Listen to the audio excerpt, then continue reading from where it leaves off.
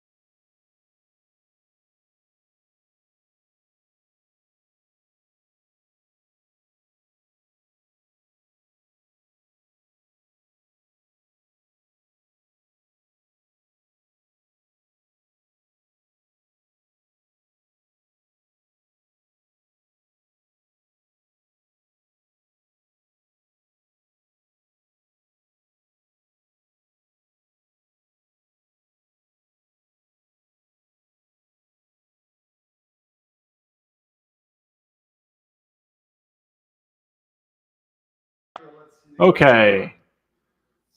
We need to know if anyone can hear us right now.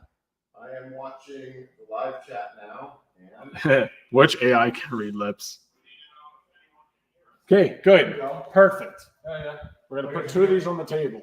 Will that work? Yes. Oh, okay. Brian, don't move. Okay. we are Now we're now all going to be checking out with audio. Because this computer went to sleep. Oh, It went to sleep. It's the computer speaker goes to sleep. You guys carry the show. So Okay. Hi, guys. The sound is good. That's what we want to hear. And apparently you too. so many technical difficulties in a short period. Aaron, introduce yourself. Who are you? We'll wait till Tell us Ryan your sits history. down. He wanted us to hold the fort while he's gone. How did you grow that beard, Aaron? Well, I'm glad that you asked this. First, I wasn't Japanese, so I didn't have a problem. Sorry, Brian. How did I grow this beard? Will is here. He was talking about my beard earlier today. Yeah, please mute Will? that. Like a YouTube Will or a real Sweens. That's Will. Like Will From New York City. Oh, Yeah. I see. No, not that. Not Altieri. hey, I'm back. All right. We can't see You guys the, can we can't see hear the us latest just fine. comment. We can't see the lowest comment. Yeah. How do you get out of that? Just use a mouse. It's called a computer. No, click on. What do you? You click on the. There you go. Okay. Oh, hi, Christine. We're Steam back. chat. I think it's going to work now. And We'll I hope see. you guys We'll can see. hear us just fine. All right. All right. So anyway, Aaron met him at Amped. Seems like an okay guy. He knew how to ride. I said, hey, why don't you join me on my race team? And he's like, okay. And then there's Brian. So I've known Brian for a long time. He likes to crash on gravel while carving. And I was like, hey, that's kind of fun to watch. You should join my race team. And he's like, okay. Is that about right? It's pretty accurate. Yeah. All right. We got Albert Kula. That's not technically part of your Yeah. race. So No, he's, but he he's is a friend to a- everyone in the community. No, get back over here. So Albert is a 2 cells 1 pack, friend of Evie's, who was my former race team, and they're a bunch of good guys over there. And he helped them do a lot of stuff for the community, and we're all part of the community. And he's still doing stuff for everybody. So that's that. That's like the vaguest introduction I've ever heard. Vegas. Well, okay. Vegas or So Vegas? if anybody wants to know why Albert would be introduced vaguely, ask him some questions about things, and he'll be like, I know, but I can't tell you, which seems pretty vague also. So, very vague. and then there's another person called Nat that's sitting in the corner. That, Sleeping. yeah, we're not talking about Nat, but if we ever have an impasse and it's like a 4-way split, he's going to be the tiebreaker, and that's why we have him over here. So, We needed him. all right, now we're going to start looking. So, We're Weems going is to go here. right to the top right now. All right. Okay. And if you click Ooh, on it- the live stream. Click on it. Click on the thing. Click on whatever. Boom. Now it's on the screen. Oh. So VCEUC is Glendon Chan. He is the Glendon Chan beeper relay mod guy for both Begode and Leaper Kim wheels, and probably could make it work for other stuff also, Okay. Anyway. including the bits. All right. So he was actually the first one here, but UC FNG. I'm not sure who that is. Thought he was the first. I know what FNG Dang it. stands for. Jumpy beat me on the comment. All right. Friendly We Naked got Girl. Robert Larkin. That's my buddy. A round table of EUC. I don't see a symbol EUC here. I don't think he knows what round means either. Yeah, this is an oval. Anyway, Let it be known. it's actually not an So, oval. dudes, you need Mike's brother. We got it now. Ryan Gross. Gross. Yo, let's go. I'm looking. Click on it if you're gonna read I it. can't read. I know, but is it harder? Because then it shows up on the screen. I'm Yo, looking let's at go. the I'm looking Blitz. at the Blitz and I'm ready to hear this. Okay. Yes. We are excited to present it to you. All right. But yeah, I still don't. Hello, everyone that's commenting so far. Thanks for being here. Send it UC says, I like it, but I believe the suspension could be better. Maybe Vince Linkage will sort this, but not then clicking. again, You gotta click before you read. we didn't do this in the last live stream. You leave me alone. We learned Click about it. and then read. Click on it. Yeah. Well, I can't read it Before now. you click on it and then read it here. Okay. Move your Click mouse. Move your mouse. No, Move your just mouse. click on Move it your mouse. and then Right, click it you here. can read it. Oh. Live stream 101. We're learning. I'm Just move your learning. mouse. You guys apparently are professionals.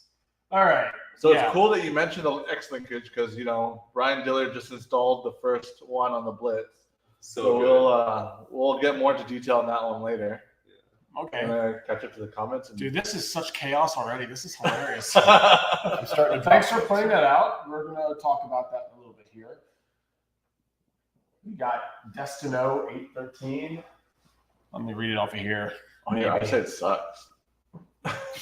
leave the old man. Like it's not. You're the one wearing glasses. Like it's I not. said it's good. Okay. I can see. Yeah, I'm going to read some stuff. Yeah, that X linkage is cool. I just made a post on my Instagram with it. Okay, but that aside, I'm running a stock Blitz with the stock shock, and it is freaking awesome.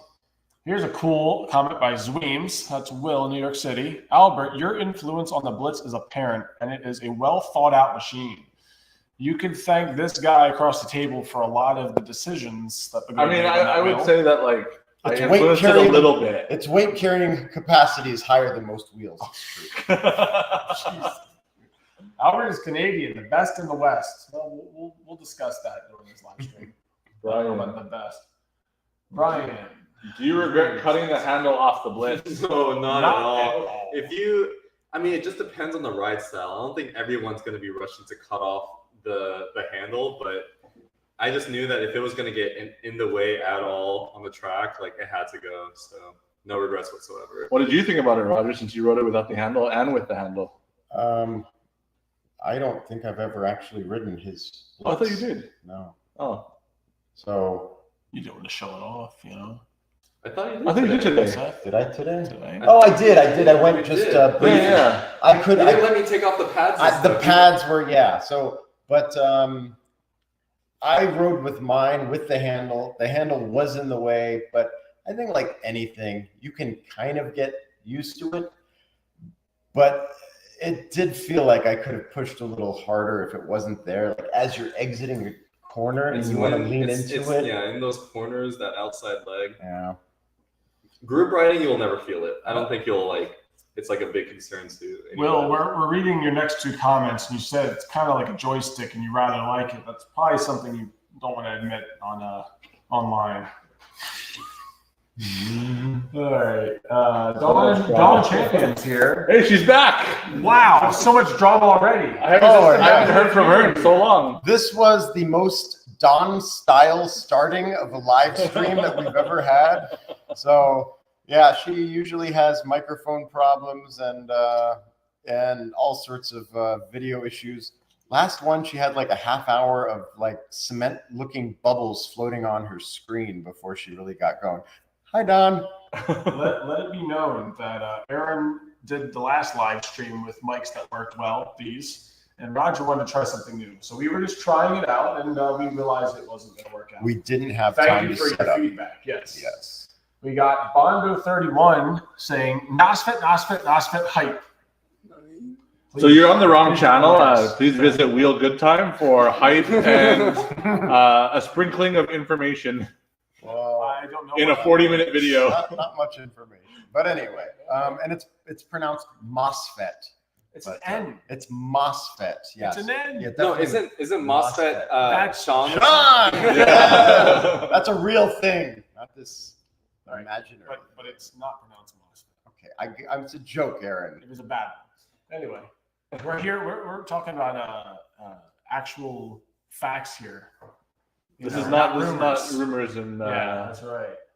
suggestions and opinions. Okay. It is opinions, but We will What is have. this by Ryan Gross? I knew titanium axles was an Albert idea. Just epic material choice there. I don't know if I can take credit for that idea. Ooh. I had titanium axles ages ago on my RS. Yeah. We got Maxim asking, any news on the NOSFET? Is there anything that we can share at this point? So it's pronounced. I mean, it MOSFET. seems like Wheel Good Time knows the most about NOSFET than anyone.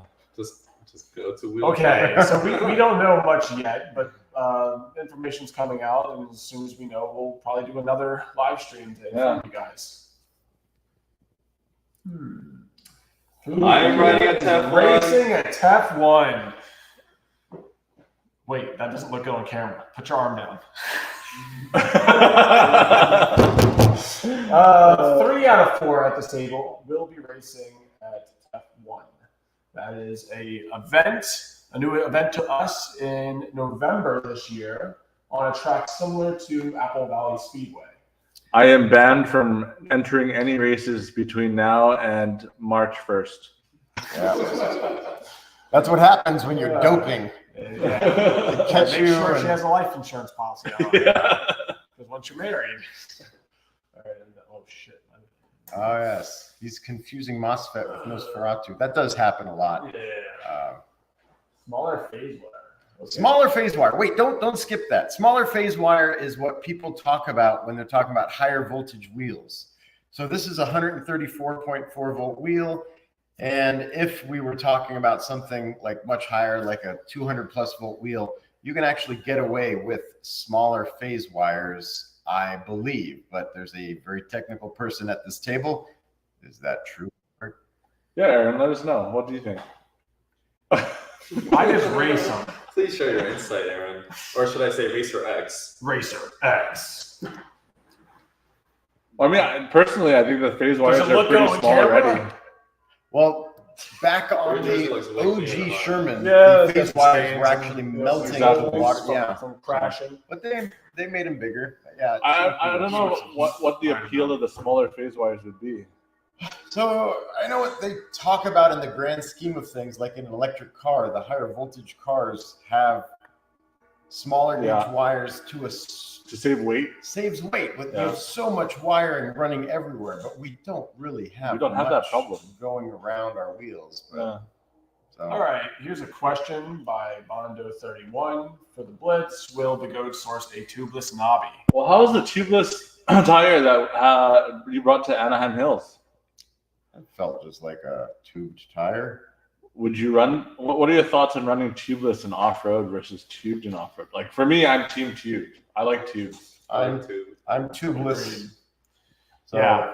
So as a mountain biker or a former mountain biker, I understand that every flat you get with a tubeless tire is easily repaired without disassembling your bike. Mm-hmm. And mountain bikes are a crap ton easier to get the wheel off and change a tire or a tube on than an EUC. Yet we're still running tubes, and the smallest little pinch flat or whatever, you're freaking spending an hour taking things apart, changing the tube, sourcing the tube. There's no good way to repair it.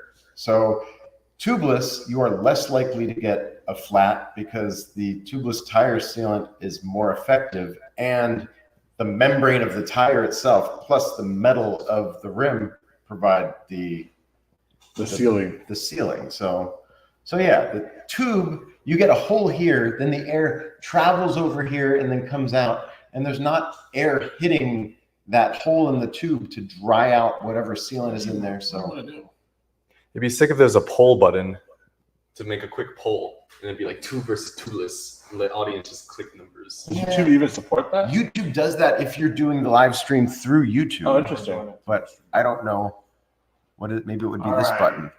Will says the fiberglass engineered plastic has to be Albert's largest demand. Well, my largest demand was to save weight. So Well, however that we can plastic save would weight. have been, and then The fiberglass nylon, you mean? yeah. Yeah. All right. Look at you call I it mean, the thing plastic. is- He's like, you mean fiberglass nylon? The nylon handles, it serves two purposes. One, it's lightweight, but again, it's more durable than the CNC metal that you can bend or crack or destroy on the Extreme or the EG Max. Well, And it's cheap. the Commander Pro, everybody busts their wheels up because they crash with these big metal bumpers that get Costs pushed like into $100 each. and they destroy your wheel when you crash. Yeah. Okay. What does Weems say? The new Nicholas? Yeah. spreading some Here. stuff right now. A few people commenting that they love their tubeless tires or prefer tubeless. Can you guys actually Rob ride an Martin analog says he unicycle? wants to see a live stream of us Is that up riding there? analog unicycles. Well, we have news for you. There's one person in this room that can ride an analog unicycle. And the rest of us can fail. Now there's no one in this room that can ride an analog unicycle. It's so crazy, like riding it, like one transfers to the other so well, Yeah. but the other way around is like no. Oh shit! It's here. Cue the circus music. You have to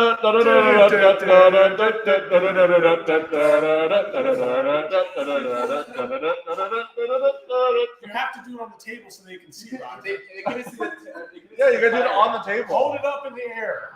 I think you can ride on that table. It doesn't have a tire. I just held a pole and I'd walk Hold it up so by. everybody can see what You you're can see the tires, so it's like pedaling an M10. That was what he wrote in here. He really is a clown. Wild rumor that manual unicycle was made by Begode. Oh, this is a chaotic. Can we block people from here? Will wants to know all the wild rumors that we can tell him, but we don't know anything. Well, Roger just rode a prototype wheel into the room. Yeah. It's a voltage we have never seen before. Accurate. Okay. My UC journey is that. That's your. That's your. Good evening, gentlemen. Albert, any words about the Hall sensor-less technology coming to Begode? I mean, you have to click it. My bad. Now I can hear it. Now I couldn't hear it until. Now my ears are open. I'm just kidding. I think they're working on it, but it's not completed yet. So, okay. By the way, all of this technology that these companies are coming up with, they're just copying from open source E-skate programs, eSkate and all the VESC stuff. So, okay. Zweems commented, seriously, I hear a new Nikola is around the corner and a trail version of the Blitz is incoming. And I believe those are both true. Pretty sure. What's a Nikola? What's a Nikola? Like, You don't remember a Nikola? No, but what's a new Nikola? Like, how do you define a new Nikola? Yeah. The Nikola Plus. Oh, no. Ask The Nikola Pro Tesla. Plus. Okay. Well, let me say, it annoyed me when they called the T4 when the Tesla and the Tesla 2. I was explaining that to Eli today. And it was like, what does this have to do with that? Yeah. It was pretty freaking annoying. It's kind of like the Mustang Mach-E. Yeah, it's like a It's not a station Mustang. wagon. Yeah. Kind of weird. Okay. Okay, but as far as the other thing, what was the other? He had two things he said. The off-road version, the Blitz, put a freaking knobby tire on it, you're good to go. There you go. We got a comment And here. take the block out. We got a comment from Pedro. Since I saw a Blitz teardown, I noticed the motor screws. They are thin. So are they safe for extreme or heavy users? When you say that the motor screws are thin, are you talking about like the walls around the 5mm hex? Tapered head. The tapered head, but that's not the part that's holding everything together. Like the part holding the things together is the threaded part, which is the same size. So the threaded part and the very top plate of that part. But yeah, they felt. I took mine apart also. It felt secure, felt good. So and they were also shiny, and shiny things. I mean, they're also used in the ET Max. And Roger has an upcoming video of him trying the Blitz out at Anaheim Hills and doing some really aggressive drops. Oh, and I found out today, I didn't really know, that the New York Blitz had the same problem as mine, which is the valve stem. The valve stem problem, yeah. So hopefully they know that. Valve stem? The valve stem. I got a flat tire. The tubeless valves. Oh, okay. They just use like local, like not so. No, it's like it gets squeezed into the hub motor part of it, and then it puts pressure, and then it cuts the rubber out, and it like separates over use. So he took his valve stem out of his links and gave it to me. So now I have a Leaper Kim valve stem in my Begode Blitz. Wobbly wheel. Oh, I don't think I'm skipping ahead. Okay. Block me or So- bother me. Maxime, Albert, Christine Chan wants to see you on a analog unicycle. I thought I wasn't supposed to hurt myself on before March. electric unicycles. No, It's that's completely unicycle. acceptable. It's completely acceptable to ride that. Well, that's not Albert. You can tell they definitely don't. I lost a lot of weight suddenly, and then I gained like a foot in height. That's not fat. No. That's Oh my God, it's gonna kill us all. All right. This is. If Brian can't do it, I will take an L. Yeah. isn't it crazy? No, if you can ride one of those, you learn UC instantly. Yep, that is how I did it. Maxim says some Blitz owners have encountered fender defects, suspension jam, and shock clicking. Do you think this will be fixed in batch 2, and will owners of batch 1 get the fix? You say the fix. I had That's a bit. nothing. I think the fender defect maybe was a thing that it's like it looks like it's like melted, but then the other side, if you look at it, there's like a Begode logo. Yeah. Both my fenders look like it's dented, but I feel like it's intentional because they both look. Yeah, they both have like. If you look underneath the fender, they put a Begode logo, and by putting that logo, it kind of like shows that it's not like a deform. It's like right where that deform is. So I don't know what they're trying to do. But in Marty's video where he took it off road and it sounded like crap by the end of the video, that was what I heard. Is Ronan knew he was sending the wheel back to Southern California, so he didn't bother tightening the motor bolts. Wow. Yeah, that's shots fired. Yeah, bad stuff. They have some animosity towards us. James says new Nicholas sounds like a bad idea. Yes. Yeah, but it's. I mean, what is? I don't know. How did you find that? It was a great wheel. Are they going to come with like a non-suspension 84 volt Nikola? Is that the idea? 100 volt Nikola? There's already an 84 volt and 100 volt. But so I think 134 volt Nikola with no suspension. 168 volt Nikola. Yeah, the Nikola, the old school non-suspension tryhards, you know. The wobble The ones monster. that love the non-suspension wheels in New York City, and that's why their knees hurt. New York City. Just kidding. No, I don't know. I think the Nikola was a great wheel in its time, and I don't know what Begode's bringing to the table to make it any better by re-releasing it, but we'd all be excited for more power. 50 mile an hour. I mean, we just get excited for new wheels in general. Yeah, we can't help ourselves. If you put field weakening on your extreme, you have a pretty comfy 50 miles per hour, I think. Williams is on fire today. I took the block out of my Blitz yesterday, still adjusting. I was wondering if shock pressure needs to be increased a bit. Seemed so. The question I have is whether or not you moved the pin from the top hole to the bottom hole. Because that's something that kind of needs to get done. Yeah, so if you remove the block, you have to also change the pin location on the linkage. Yeah. To the bottom one. Yeah. Off topic, but any news on the V18? Yeah, it's a new wheel that's coming out one day. That's helpful, Albert. Thank you for that news. Why is he at this table? New version of the Monster Pro would be lit. Well, I know this guy personally. This is Narwhal, and he rides a Monster Pro. He has I think he used batteries from another Monster Pro, and then he put the brand new shell, bought a brand new shell, everything. So he has a pristine Monster Pro. Great story, bro. And he loves it.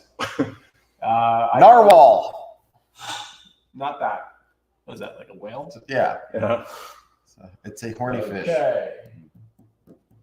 The shock, Zweem says the shock is a bit close to the rear handle, and when gripping by the rear of the seat, your fingers can get pinched when the shock. So if you notice, there's another handle spot on the suspension linkage that was put there so that you don't hold it by the seat, and it reduces the chance of you pinching anything. Yeah, so that's user error, Will.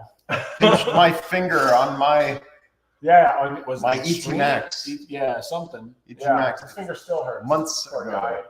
Aaron, okay, blue collar Jose says Aaron would ride that unicycle. Just take the seat. Wait a second.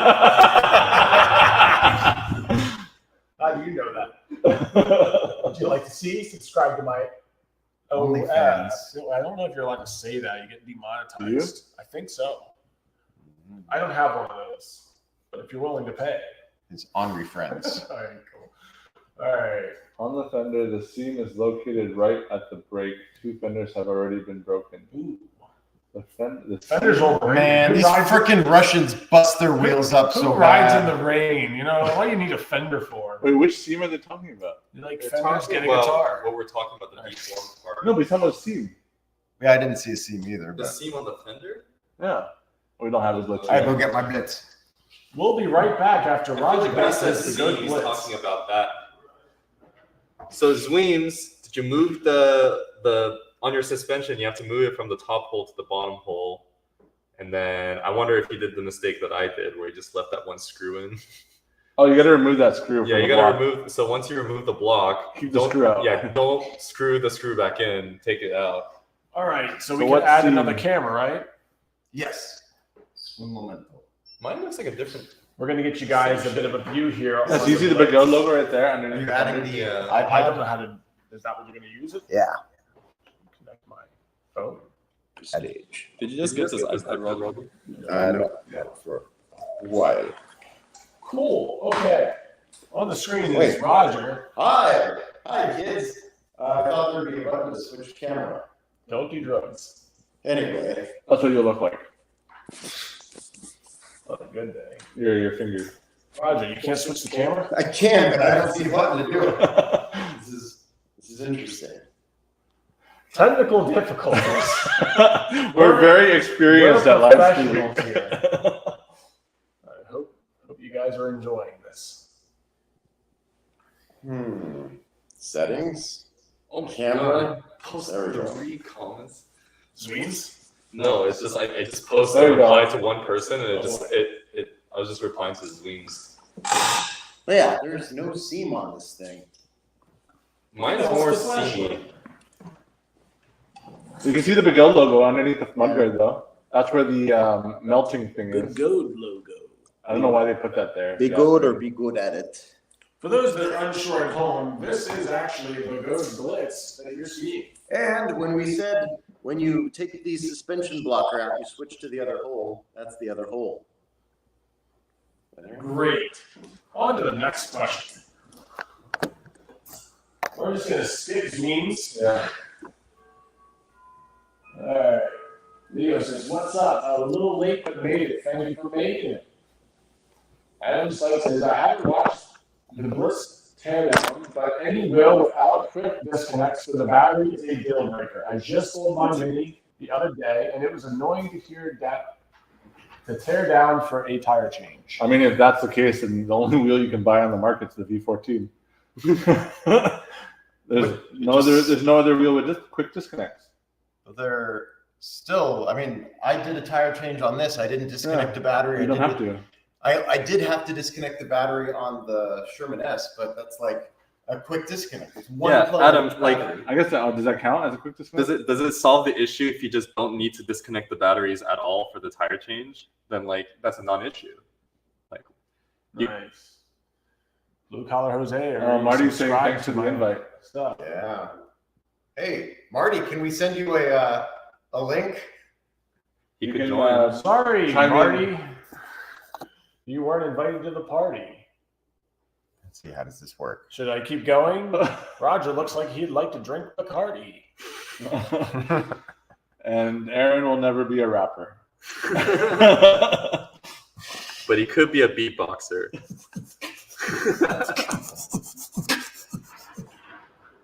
Cool. Should we invite Marty? I think he's working on it. Yeah, I'm trying to figure stuff out. Does Marty even have a blitz to even talk He about? does have a blitz. Yes. It's a joke. Oh. Disgusting. If you watch his videos, you'd know that. Send it to UC.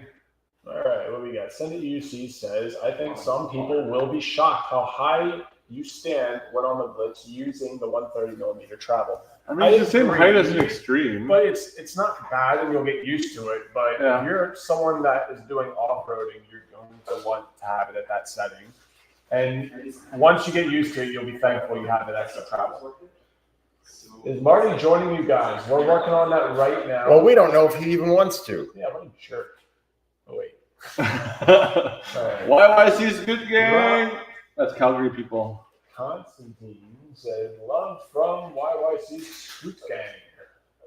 Lady Rider, hi guys. Hey, I know her. It's Linda. Yeah, she has a jersey. She has one of these cool jerseys too. And if you want one, Thanks send for, an email to watching. rogereuc@gmail.com. Somebody actually wants to buy one. I said I'd help him out on Monday. That's a big ass battery. Holy shit. Javier says, There's "I even like a 13 centimeter measuring tool. Okay, what's that one say? 13 centimeters, eh?" I'm gonna guess with Jack behind this Nosfit wheel that Albert has definitely been involved with the development and design. Is this a safe assumption? I mean, what's a dangerous assumption? What? Well, I mean, like, I don't know. I don't know anything about it. If you, So- he's asking if you've been a part of it and whether. No. Okay, so Yeah. Albert has not been a part of the NOSFET wheel. Why is it Lynx has quick I was disconnect? being There's just, facetious, Lynx Marty is a plug. It's says. a plug. Marty, Also you different than shouldn't X9 prank plug. us like that. If you want to be part of the It live doesn't open the stream, control you board, I may. guess? We'll invite you. How come he's always Oh, being like, yes, you don't facetious? have- Facetious. Facetious What does that every mean, time. Marty? That English words are too long for me. I thought The all the people ESL were is- like nicer and like wise and not joking all the time. Well, he does say that he's being facetious pretty much as every Does that live mean stream. feces? Like what? Yeah, he's Full of shit. I think Fecophiliac. it's like face and Wow. cautious, isn't it? Adam he doesn't want to be Sykes seen. says Lynx has quick disconnect. Yes, a plug is a quick disconnect. That's So what I an said. MR60, sure, quick disconnect. XT90. Quick disconnect. That's pretty quick, yeah. No, that's I thought it was. I mean, it beats desoldering the Yeah. wires from the board. Yeah. Good point. All right. I'm glad they added quick Ryan disconnects. Gross, to what everything. kind of speeds have you managed to hit on your Blitz, Roger? I also heard it can actually charge at 21 amps, That's- question mark. Because I said it could charge at 21 amps. Yeah. So it charges at 21 amps. But Have you tested it at 21 amps? yeah, Oh. it's fine. What speeds have you been able to hit with the Blitz? Well, I've hit 50 with no gear on. I haven't actually tested top speed because I don't like putting gear on. Do as he says, not as he does. So, but at 50, it feels very safe. The PWMs seem like they're in a good spot, and the wheel feels stable. Yeah, it's a good one. Okay, Joseph Sullivan says, when I look at the specs, 50S, 3500 watt, 2400 amp hour, the Blitz seems pretty similar to other wheels. Mr. Wrongway talks about it like it's an electric miracle, though. Where does the Blitz get its magic? You know, I will say one thing is that, you know, spec sheets only tell one part of the story, and the perfect person to tell the story is Brian Dillard's. Oh my god, the Blitz. So I had the opportunity of trying a prototype Blitz, and I was talking about this to Albert because it was such a magical moment. And for me, I was relating it to the scene in Ratatouille.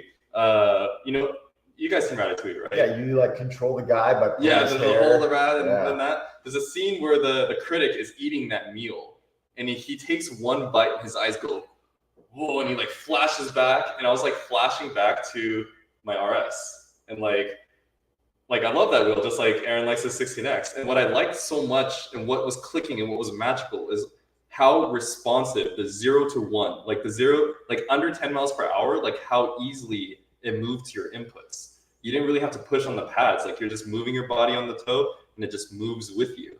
And that's the beauty of a lightweight motor that doesn't have a lot of that weight on the rim and motor. So it just effortless connection. I feel like that's where a lot of the magic lies. I mean, with all these wheels, like, it's more than just what's on a spec sheet. So much more. You It's get the experience in firmware. person. Like if you look at a Master and a Blitz, it might seem similar spec sheet, but No. it is so different. Like weight, stability, Stability response. is one of the biggest things. Yeah. The Master is notorious for being a fairly wobbly wheel under certain people. And Under like the Blitz- 99% of its Yeah, riders. and a lot of people have had issues with wobbles. But the Blitz so far feels incredibly stable. Even when you're pushing the limit, there's very little wobble. So, and being lighter than Begode Master V4, that's Yeah. a surprise for all of us. That's just chassis tuning, building something. I mean, also less flex than a Master. Yes, exactly. Yes. Master has a lot of flex in it. Ooh, Albert loved to ride my Master. Oh. Like, he came down to San Diego, like, yeah, you can ride my Master, and he was just messaging me like, I need my own wheel when I come to SoCal. I mean, the other thing too is like, so a lot of people think that with more suspension travel, or you're riding higher, you sacrifice stability, or it might become unstable, and that's why you see riders, you know, getting the Lynx lowering pedal hangers and all these type of things to kind of fight the wobble. But Roger rode the wheel at the 100 millimeter setting with the block, and he rode it on the 130 millimeter setting with the block. And in terms of stability or Feels- response, About identical, right? Feels about the same. I will say the only thing which I maybe just haven't put enough time and testing into is my 0 to 30 time was faster with the pedals at the lower position with the block in. I could probably practice a bit more and get it to match, but yeah, it was good both ways, which means better than the Lynx. We have an interesting comment here by Maxim. What role did E-Ways play in the creation and development of the Blitz? Someone said even racers took part in the development. How did they end up positioning the handle with the display like that? It's exactly what Brian asked for. You should have known better. Did that, Ask Brian why he cut it off. He loved looking at the speed at which he could decelerate, and that's why it's facing backwards towards you while you're braking. Oh my god. It's like the wheel's made for racing, but then the display's pointing backwards just a little bit, just like Albert's saying. So if you're leaning forward at all, you look down, you can't see the display at all. So the background story behind it is I was provided with a prototype, but my prototype, when it got to me, had a bunch of 3D printed parts on it. And so a lot of those more cosmetic, like the kickstand and the wings, were all damaged in shipping. So I could not test or verify whether all those cosmetic pieces were good or usable. So I was only verifying the response and speed and torque and usability of the wheel. Then when it came time to update and get these parts in, and I installed them, I told them that the wing and the display was almost unreadable. But at that point, it was too late in the process because the molds were already created. Mm-hmm. So that's the story behind it. And did E-Wheels actually play a role in the creation and development of the wheel? Yes. Okay. Money and effort. Which is why if you want to buy a Blitz from Alien Rides right now, you'll have some trouble doing it. Luckily, you can get E-Wheels using any one of our codes. I think only the two of you guys have codes. Brian, code. Oh, a code? Oh, I don't have a code. I think there's only one person at this table that has a code that hasn't sold a wheel through ewheels.com yet. Okay, I thought you were gonna say me because I mean, like I got like two. Yeah. So Don't worry, high five on the 0. Hey, yeah, you guys are great. Okay, what they're saying is that we all have our own affiliate links with E-Wheels, and we all get a small kickback if you buy using our link. And the poorest person at the table here is Aaron. So if you'd like to support me while buying a Blitz, use my link. Yeah, but this is kind of proof that most poor people are poor because they're lazy. It's sad. Anyway, let's continue on. Painful. Anyway, Primo. Some childhood trauma's gonna come out soon. Primo HS says, I want one of those E-Wheel shirts. Where can I buy? Excited to see this in its entirety once I get to the hotel tonight. Great stuff, fellas. Man, he's always staying in a hotel somewhere, that guy. RogerEUC@gmail.com. That'll work. But they're like $100 a pop. Yeah, they're a little pricey, but reach out to Roger if you would like to purchase one. Monowheel Melody. Hi, Melody. Oops. She says, hi, everyone. What you don't know is that hello, Marty. No, don't have him in here. We don't want him. Wait, is he I'm frozen? just kidding. Oh, he's moving. Wait, that means Can you hear us, Marty? Yeah, can you hear me? so turn your volume up a little bit. I mean, we need to hear Marty. A little bit. Oh, I guess that's the only way we can hear. Get on a phone call with Marty. Can you hear me? There's an echo there. Yeah. We can't have an echo. Yeah, I have my earbuds in, but I didn't know we were going outside. Can you guys hear me? Marty's been waiting for 3 minutes. Wow, he's getting gray by the minute. It'd be better to do a phone call so we can hear you. I'm sorry, Marty. I don't know how. He's gonna kill you. That's funny. I'm talking. Can you hear me? Yes, you are on the stream, and I can hear you through my Why does he earbud. look so And concerned? we have you really quiet through the phone here on the table, but we don't I want to bet- echo because we have these microphones. I've been sitting here in the backstage for 20 minutes, and Roger just won't let me in. It's just No, like, I see 3 That's minutes. because you weren't invited. Mathematicas. Sorry, Marty. Why? Sorry. I'm sorry, Marty. I'm being so mean to him. It's, This is an impromptu live stream since we're all sunburned and look like tomatoes. Yeah, I just- all red. head. It's not the lighting. We're all burnt. But apparently, so is Marty. I just got. Can you guys hear me still? Yes. The only problem is Okay. the microphones are right here. Well, we're moving them further away. All right, let us know, everyone, in the comments if you're hearing an echo. But in order for us to hear Marty on the live stream, we have to have the speakers on. Cool. Well, if it's too much trouble, I can just exit. No, we want you it's here. fine. Everyone, this is Marty Backey. He currently has a Blitz in his possession, and he's also going to be letting us know. And if he's too much trouble, he's going to take his ball and go home. Marty, what's the 0 to 30 you've been able to get on your Blitz? Wait, what did Brian just insult me? What did he say? No, I was just asking you, what's your 0 to 30 on the Blitz? Indirectly insulted you. No. Yeah. I don't do Superman it. I think I've gone I don't know, high 30s on the Blitz, really. That's enough for a 0 to 30 test. For me. Yeah. But Marty just texted me that he only uses a draggy. Team Draggy. Is that like an old school term? No, But I just got back from I went out to get a sandwich at Porto's, and what wheel was I riding? Of course, the Blitz. That's all I'm riding lately. And Marty, I saw you did a range test on it also, and I had some surprising results today at the track. I showed up at the track with a full battery, and I was tilting back before the end of the day, and I've never had that happen before. You actually have a legitimate reason to bring a generator. Maybe you didn't fully charge it. You did an airing charge. that's at the end of the day, though. That I assume that means a lot of riding, right? It's interesting because in like all 3 years that I've like gone to intros, almost every single time, no matter how hard you push it, you don't really burn more than half of your master battery. Like it's always like you don't drain your battery during intro, and this is the first time I've seen anyone go from full battery to beeping tilt back. That's the assumption that it was full. It was a 133 plus a little bit, because I charged it yesterday, and when I checked it before I left, it was.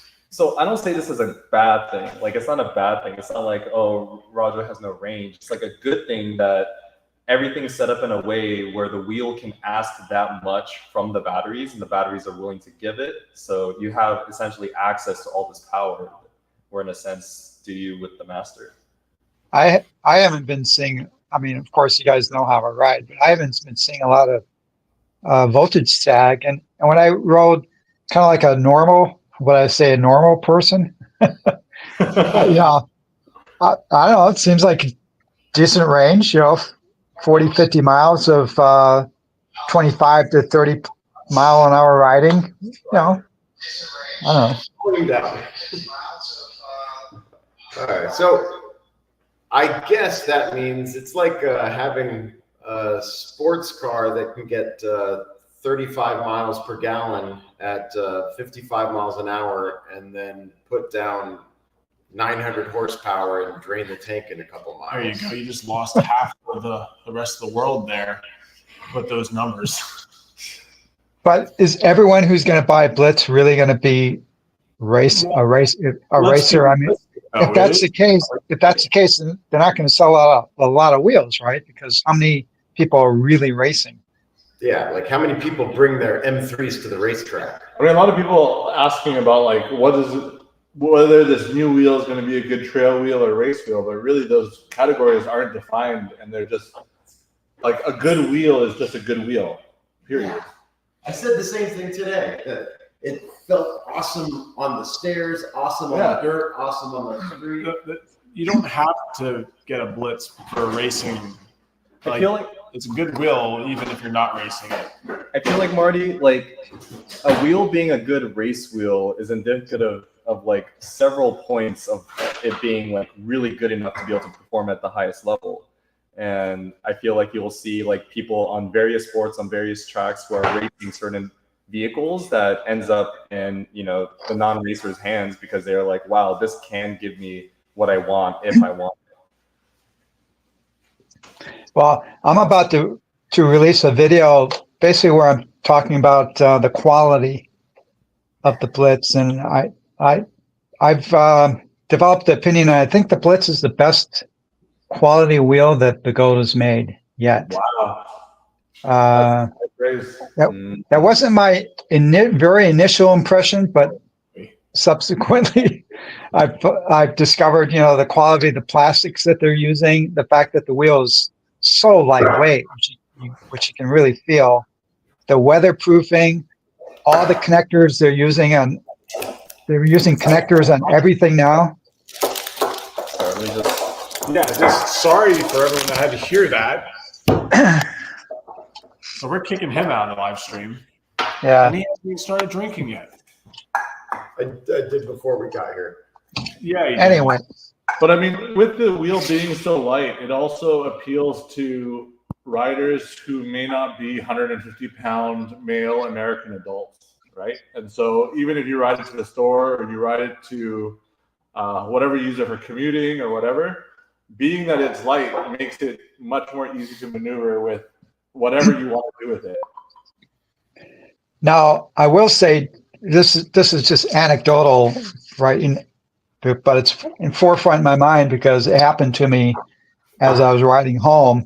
So I'm in traffic, and I was probably going 30 miles an hour. And don't you love it when a car passes you? And I guess they think you're going so slow that they just pull over in front of your lane and then put on the brakes to make a turn, right? I'm sure you guys have had that happen. So this guy does that, and I'm probably going about 30, and so I have to slow down rapidly, unexpected slowdown, and it felt like it was beginning to transition into a death wobble, but it didn't quite get there. But I'm just highlighting that in my view, it's still not a super stable wheel relative to some other wheels out there. If you were on one of those other wheels, would you have fared as well? Cheers. Well, the L.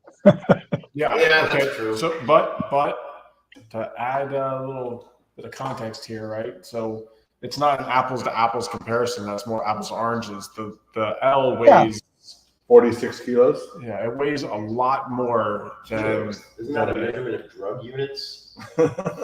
Yeah, no, I agree. I'm not saying that the wheel is bad because I'm just highlighting it is a light wheel. It's super agile, and part of what comes with that is more of a tendency, I think, to wobbles than other wheels. And we all know that some wheels can tend to wobble a bit more than other wheels, right? Yeah, I mean, in terms of wobbles, if you compare it to the same wheels that it's class, like Master, T4, ET Max, Lynx, I would say that the Blitz is probably more stable than any of those when it comes to a death wobble. And it's light, so it'd be great for off-road and more When I'm technical on riding. the Lynx feels lighter. Which is really great that you say that, because Stephen Michaels says, can you compare the Blitz to the Lynx as a trail and jumping wheel? I don't think we got to get a Blitz like in Matt's hands so he can do all the jumping, because he's right. Matt, he loves the Lynx on all the trails. And We actually talked to Matt Burt today, and Matt Burt said he's planning on racing an S22 at Bentonville this year at AMP. what? He did say that he wanted to replace his S22 with the He Blitz. said he was potentially. wanting to sell both S22s. Yeah. Yeah, but he But- just didn't have the experience on the Blitz yet. Yeah, But he doesn't want to buy such a new product, so he might do amped on the S22, and then afterwards he'll consider selling the S22 for the Blitz. But he's riding the Lynx on all his trail riding. He's riding a Lynx, and when I talked to him a couple of weeks ago on that last ride we did, he said he basically limits the S22 to, I think, a pump track. He said something like that. Otherwise, Because he's riding. the unreliability of the S22 and when it can leave you stranded in the middle of the forest. Yeah. So like But at still- like a race like Thunderdome at Amped, you won't be left stranded. But when he's riding trails like in Anaheim Hills, the last thing you want is for your wheel to throw you an error, and then you got to walk the wheel down the mountain. Or But beyond that, he also he has also said that the Lynx has power that the S22 doesn't have. Oh, that is very a very true true. statement. Yes. I mean, the Falcon has power that the S22 doesn't have. Yeah. Just not top speed. Well, I mean, your S22 is broken, your top speed's 0. Well, let's elaborate a little more on Blitz versus Lynx. So things that we like about the Lynx right off the bat, lightweight and great suspension, great power. Things we like about the Blitz so far, lightweight, great suspension, great power. Wait a sec. You can't compare the Blitz suspension to the Lynx suspension. Marty?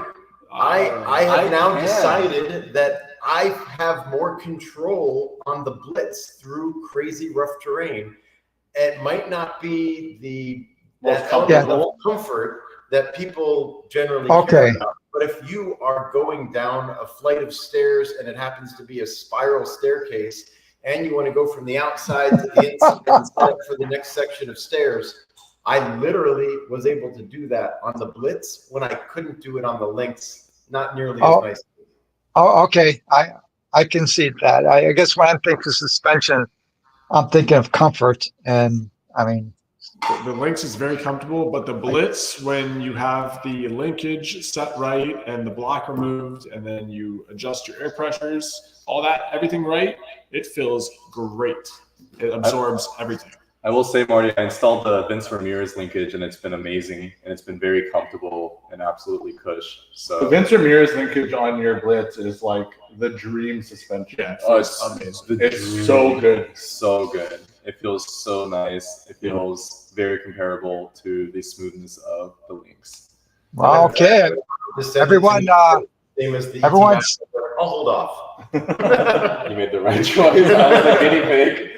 I had to take apart my wheel like so many times. Well, I guess everyone sell your Lynx, buy Blitz. Well, let's not go that far.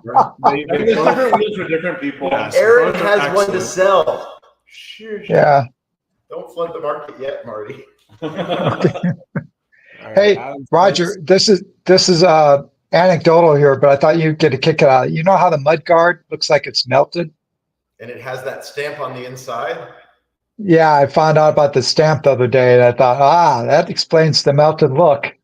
But Yeah. They just stamped the wrong side of the mudguard, I was unfortunately. looking I know.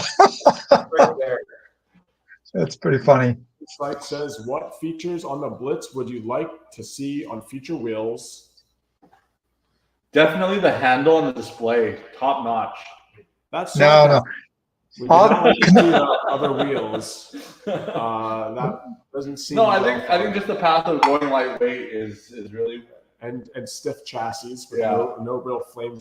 no flame flex. Yeah. Albert, can we talk about the little mod that you have for the display? Sure. So the display uses a fairly common type of waterproof plug, and you can go on AliExpress. It's an M8 5-pin. And you can buy an extension for an M85 pin. I feel like there's a word missing there, but you can buy one that's like 1.5 meters long or whatever for a couple bucks, and then you could remove your display and paste it to your arm, and then get all the because Albert has told us that probably in 2 or 3 days there will be a live PWM readout on that display that is fully accurate at every field weakening level. Wow. Like, where's that going to be displayed? You'll Like- replace the speed display on the speed. Instead of 3 digits, it's going to turn off 1 digit so you know it's PWM. And Okay. that PWM display will be 100% accurate regardless of field weakening. That's cool. That's, I mean, realistically, guys, when you guys are pushing the speeds, you're not looking down to see how fast you're going. Exactly. So if you can use your 1.5 meter extension cord and stick it on your wrist, that's going to be more accurate than any EUC World Darkness Bot calculation that you rely on. I will say that in slight defense of the display, okay, you can't see it during the day, given that, but when you can actually see the display, I can look down and see how fast I'm going. It's not like people exaggerate to say you can't see anything. You know, you can't see the There are screen. times where you can see it. It's just not perfect. Yeah, I saw I it know. once. You see it really well when you break. Yeah, when you break. Marty, did you Dremel your Blitz yet? That handle? It's not mine, so you know. Ah. Mm. All right, here's a great comment. All this hype is pointless because we know Begode will be dropping yet another new wheel in no time that will make the Blitz irrelevant. I think people say this with every new wheel that Yes. Begode hypes, but That's true forever, always. Yeah. So do you want a good wheel that's good right now, or do you want to keep waiting for the next Yeah. one? The iPhone 4 comes out, Yeah. but don't buy it because the iPhone 5 is going to come out, but don't buy that Right. because the iPhone 6 Yes. is going to come out. So if you're in the I think we have market to for a figure it new out. wheel, if you're in the market for a new wheel, whether it be a race wheel or you just want a good quality, lightweight, powerful wheel, why wait to get what you want? This is what's available now. And of course, in a few months, there'll probably be something better. But there are people still winning races with wheels that are over a year and a half old. Commander Pro won a couple of races recently. That's a much older wheel, and it was up against the likes of the Blitz, the ET Max, EX30, Lynx. Isn't the Master still? Pro. So The Master V4 is so very just competitive. yeah, so just because something new comes out doesn't mean that what's 6 months or a year old is not still a great option. So if you're looking for something, why not get the Blitz right now? the other thing too, to like this community in general is a very like Me Too community where if someone says the Lynx is great and then everyone buys a Lynx and then everyone's like, oh, you're learning how to ride? Buy a Lynx. Oh, you want to ride to the grocery store? Buy a Lynx. And we end up in this echo chamber. But really, like the abundance of choice we have to fit the perfect purpose that you want to use your wheel for is way more determinant of whether a wheel is good or not to you. Yeah, what's important is whether you like it or if it fits your needs or wants. And yeah, in 6 months, there'll be something else that will replace it, but that doesn't mean that it isn't still good and still won't continue to be good. There's also two ways to look at the new wheels that come out. Either buy them as soon as you can, so you have the latest, greatest for as long as you can, or wait until batch 2 or 3 so that until they they work out iron the out some kinks. issues. But then or- by the time batch 2 or 3 comes out, they've announced the next new wheel. So all right, we're gonna what keep is the moving lesser of along. the evils? I want to Eli reply. Freshbones is here. What's up, Eli? Oh, no echo, so we're good. Yeah, this is all old comments from almost 20 minutes ago. Yeah, we're I want to respond to Yeah. Max's comment. Yes, Max who? Maxwell Berger. Well, wait a second. We're getting. I think we're not there yet. We're gonna put him Okay. on the screen here. If it's lost, I feel like we should get closer to the newer Yes, ones. yes. Yeah, we yes. should- Well, we I'm should- we working should- on it. I'm not so far off. I just want to see if we're not you're missing 15 anything minutes good. off. No, it's 14 minutes. Mhm. Okay, well, anyway, since a lot of people came on here because they want to know about the display of the whole stream, is it hype? Is it the real deal? The Blitz is the real deal. It doesn't have the same voltage of the ET Max, but the last set of races we went to, the Blitz was faster than all of the ET Maxes, and I wish I had it when I was out there. I was on the Lynx. Oh yeah, the Lynx was faster than all the Blitzes. There's only one Blitz there. And I had 1 day of practice, so that's all I'll say. But still, you were like top 4, top 5 in all the qualification things. So yeah, it was pretty good for having such a small amount of time to practice. A couple of small things. Someone said the Begode link suspension is notoriously bad. I mostly agree with that, but this is an iteration that actually seems to be really good so far. Well, the And- ET Max was good also. Yeah, I think the thing is that you get this thing where it says like, oh, the linkage is bad, but really it's like the first 10 versions of it were terrible. Mhm. But as they keep working through the kinks, it only gets better. it's starting to actually come alive. Yeah, and the be extreme good. linkage was also pretty good, and it was really It similar. was the shock that sucked. Someone mentions here about pedal clipping on the Blitz, even with the suspension block removed. Yes, if you're going to be super aggressive in your turning, then you will still be able to manage a pedal scrape. Hey, Aaron, post your eWheels code there. Okay, Your GoAF Pro. sure. Yeah, I mean, like, the main thing is, again, like a spec sheet doesn't really do a wheel full justice. It's more than the sum of its parts, so to speak. So someone's mentioned the motor bolts again. So we addressed that earlier. It shouldn't be an issue given that that's not actually holding the load. seem like I mean, that's been the same type, thickness, whatever motor bolts we've had for so long. So nothing's really changed. It's not like they're using V13 motor bolts that are like a centimeter away from each other. Chris Torina. Okay, I'm all caught up. Where is Max's comment? There it is. Maxwell Berger has a question. What up, Max? Live PWM that's accurate to the field weakening level would be insane. Well, it's not would be because it is insane. And it Still exists. elaborate, Ryan. It is insane. So I feel like I don't feel like anyone's been able to ride and then like been able to look at this PWM and like we've done like, the tilt test or the free spin, and then it went to 100 every time. That's great.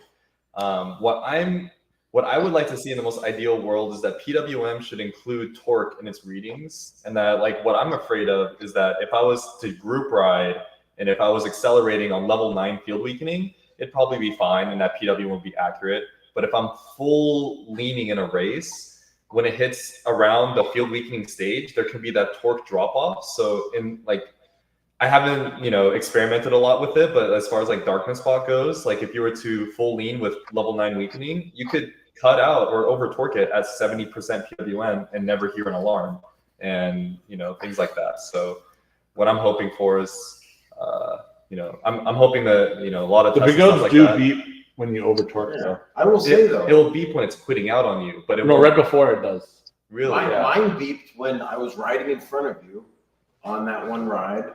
I had two Glendon things on my body. Okay, mine beeped, but it beeped as I was dipping.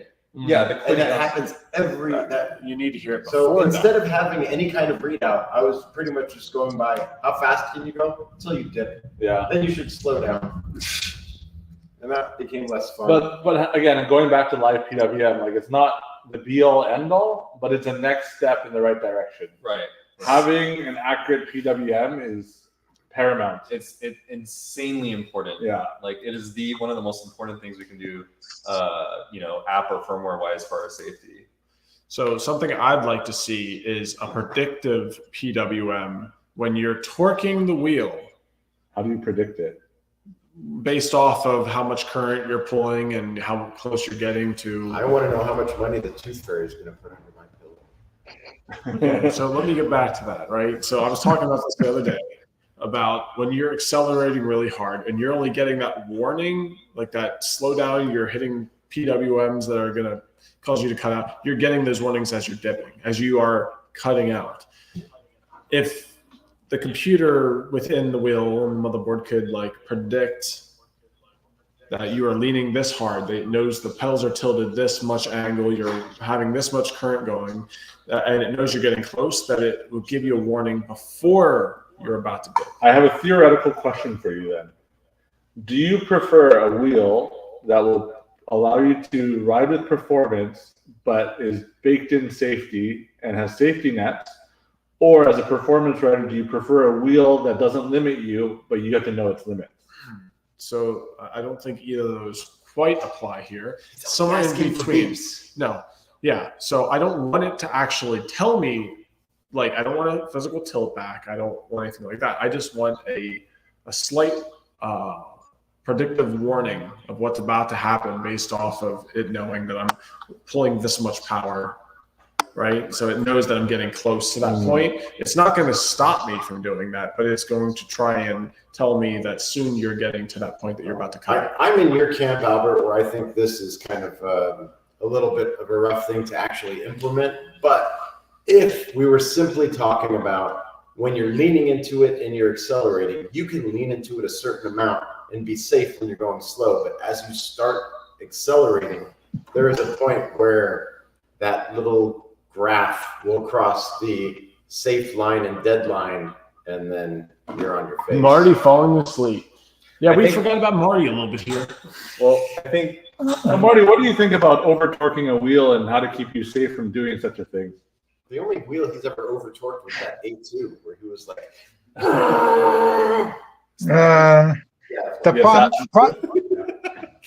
the problem with me is when I started learning 8.5 years ago now.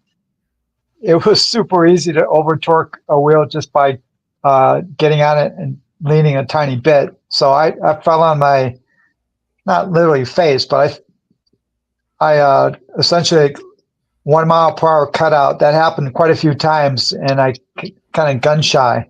So I still to this day, I don't feel comfortable like Supermaning it like Brian does. Yeah, I don't know.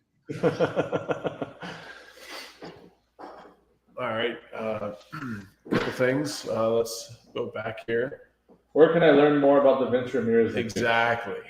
So I would say reach out to Vince, because the linkage that Brian got from him was a test linkage to see whether it works or not. As soon as he refines his designs, I'm pretty sure he'll be releasing it in a short manner. I'm actually supposed to have all of this stuff on my website, but I wanted to make sure there were like instructional videos and everything available first, because there's a lot of questions that need to be answered otherwise. And turns out I'm lazy. Here, That's not just for the Blitz. I mean, he's making those for all kinds of wheels, right? Yes, he makes it for basically all the Begode Master wheels. Pro, the EX30, the Extreme. His main thing was the EX Extreme. What are you looking to do? And if you looked at, if you go up and look up Brian's Instagram at BRY, Oh, you just type he just posted a nice short showing the benefit of having a bearing as the connecting piece between the two X linkages, because then you get a really expensive fidget spinner. The best fidget spinner you could buy. But I mean, like, in all honesty, though, that just shows how adding the bearing to connect the two pieces reduces the amount of friction that you have between the linkages, which results in you having a better suspension experience. Oh, yeah, you could feel it. I mean, I just had a fun time. As soon as I felt the linkage in my hand, I just saw how it was dangling. And you know when it's dangling, it has very little resistance. No. So the benefit of a bearing is like incredible. That's with no load on it. So when there is a load on your suspension, the amount of friction that actually can show up on every single spot down the line, it increases a lot. Okay, what's up, Chris? Depot says, I'm happy with my Commander Pro and Extreme, waiting at least a year. You can also buy these new wheels that are out now and buy it for way cheaper later. I mean, that's just life. Yeah, there's nothing wrong with it. What you have right now is still sufficient. You know, we're not trying to push people to buy new wheels, everything that comes out. It's for the people that want to buy a new wheel. There's nothing wrong with either of those wheels. Yeah, I mean, obviously, a lot of us have more. Just a lot of us have more disposable income than others, and new wheels come out, and we like to talk about them because there's always a market for new wheels, right? That doesn't mean again, I have old wheel like the Commander Pro and Master. They're all every wheel made in the last 2+ years is a great wheel and fun, right? Do all wheels go to heaven? So is everyone in this? Not the A2. that took out the ankle. What? I missed that joke. What are you guys laughing at? Okay, Marty, I asked you if all EUCs go to heaven. Oh, what the hell? What the? Or do some deserve to go to hell? Oh, well, yeah. One begins with an A. What does it end with? And Yeah. Anyway, the Assassin 2. ACM. so is Marty, everyone you on? tell us about your China trip? Yeah. Is everyone on this live stream going to China? I would guess that poor people at this table aren't. Wow. He's got to work. But that also goes down to that's sort of weird. It's confusing. Earlier in the stream said that poor people are lazy and they don't really work, except for he's supposed to stay behind. Don't listen to anything he's saying. He's drinking. He's got 2 to 3 months that he can work overtime and get his plane ticket. Yeah, and his visa and his passport and he's got a passport. He travels. He tries to pick up foreign chicks. I forgot. Your passport, bro. You can fight with Zach for Chi-Chi. Or is it Chance that wants Chi-Chi? I bet it's Chance. I just wanna make If I have sure. to think for Chance one is second, not it has to be coming. Chance. Yeah, it's definitely Chance. We have to keep Chance in the U.S. So I'm going to China. I'm pretty sure Roger's going to China, and I'm pretty sure Albert's going to China. How about you, Brian? I will be going. All right. So, wow. So we only got one slacker. No, you bastard.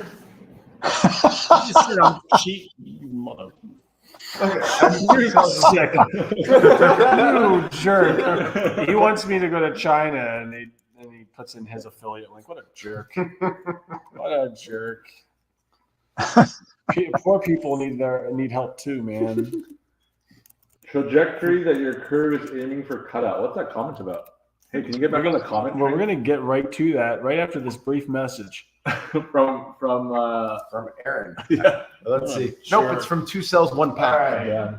Well, I was actually going to say about what Euro said here. Does anyone have you ever over torqued a 134 volt from starting position? I don't recall seeing that ever happen. Well, Aaron over torqued his Commander Pro coming out of a corner, and he wobbled a wobbleless wheel.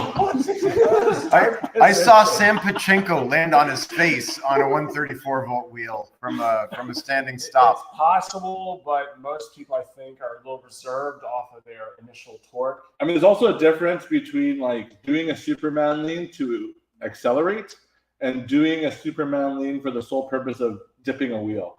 Like those two movements are very different. We got Scamster says he's sitting here waiting for his Sherman L. Good choice. Stephen Michaels said share your Eagles discount code affiliate link. A couple of them are in there. Use the one that doesn't say Roger UC. Yes, a Superman start. Yes. Brian An aside. Brian is. Marty's saying something. I'm listening to Marty. I was just going to say Brian is very good at over torquing anyway. Like Brian was over torquing the 168 volt wheels, right? So. Well, we I can think everybody here can. we can over torque it, but do you cut out from a dig because of over torque? Like doing an over torque test is a different motion than accelerating from a dig and getting the fastest acceleration. It's pretty tricky. Yeah, to cut out but the comment isn't talking about cutout. That question is, does anyone over torque? And the answer is, Yeah, of course. So if you want to over torque from a start position when you're accelerating at a race, I think the answer is no. I've seen people do it. The last time I've seen someone over torque on the start of a race, I think that was when Brian Dillard crashed at AVS. Yeah, But I think there was a very mod that was in his wheel that might have caused it to cut out. 100%. But also, I'm thinking right now of Sheridan. He cut out immediately. Yeah, as soon as they said go, but that was a rolling start. But that wasn't 134 only volt s- either. That wasn't 134 volt, was it? No, I'm just Well, saying when it's they been were a talking while about since I've seen a 134 volt. standstill start cutout. Yeah, he was mentioning Yours 134. mentioned 134 volts. Yeah. So on 134, I don't. All right, really- on to more stuff. I know really said Mario, I think, did that game last year. He did not. He just wobbled out and fell off the wheel after the start. Unfortunate, but it wasn't an over torque. Did he wobble out on the wobbleless wheel? Yes, it was an X30. Oh, What are you typing now? Oh my gosh. Hey, keep doing your How job. much has he Hey, had? hey, keep doing your job. Roger, stop it. My boba is better. Trying to one up me. No, the mud guards are not carbon fiber, by the way. It's just saying It's some a carbon one fiber comment. sticker. Yeah. I see a linkage for ET Max on Instagram. Yeah, Vince Fab. That's what we put on there. Vince's linkages so far are absolutely fantastic. They have a bearing, a heavy-duty bearing in the pivot point on each side of the linkage, and so far the geometry is great. You get some options of what shocks you can put on, and just about anything you put on is going to far exceed the quality and if you're feel of hesitant the due to the cost, I will say it's 100% worth it compared to the other linkages that you can get. So out do there. support Vince. Roger is also going to be relaying sales of them on his Shopify here soon. Sold a few of them already. Okay. Add Vince. Oh, that's just Yeah, spam. yeah. It posted on all of our stuff. The bushings for most of the Begode wheels were the wrong size. What are they talking about? Which bushing? Yeah, that's a good question. Yeah, Begode needs a. I wonder if the master linkage would work. Probably not. Because the Yeah, I wouldn't say probably not. for sure not. Yeah, no. I mean, it might work, but it might not be ideal. It worked properly. Yeah, it won't work properly. The best wheel is the one you ride. Yes. Someone said there will be electric unicycles in heaven. How about that? Maxwell Berger, you are a sponsored racer. Your sponsor should be paying for your plane tickets. Oh no! Come on, Max. We want to see you there. You got a race in China, bro. Okay. Will asks Brian, do you use the stock shock with your Vince Ramirez suspension? No, because the Vince Ramirez suspension is designed for a 240 millimeter shock body, and the stock shock is 210 millimeters eye to eye. And you can get a fancy one or be cheap like me and buy the one that comes with the S22. All right. It freaking Oh, I works see what you guys are doing. What a jerk. good. Yeah, there has been a lot of crazy typhoons currently in China, and it all happened as soon as I left China. Yeah, that's wild. Yeah. Scary. But I mean, like, the rain in China is so hardcore. Like, we went to eat at a restaurant, and it was like sunny, no rain. We got in the restaurant, we came out to go back to the factory, and it rained so hard that you couldn't even walk across the road because the water was like a foot deep. Whoa. Yeah, and then we had to wait it out. Using feet for a measurement? He You meant mean 30 centimeters deep. furlongs. All right. Black Cobra's here. What's up? He says, what's up, guys? I'm at work and I'm just jumping in now. What's the deal with China? China is the amazing place where all these EUCs are made. That's not what he's talking about. Birthplace of happiness. He's referring to why are we talking about China specifically? Wash you want China.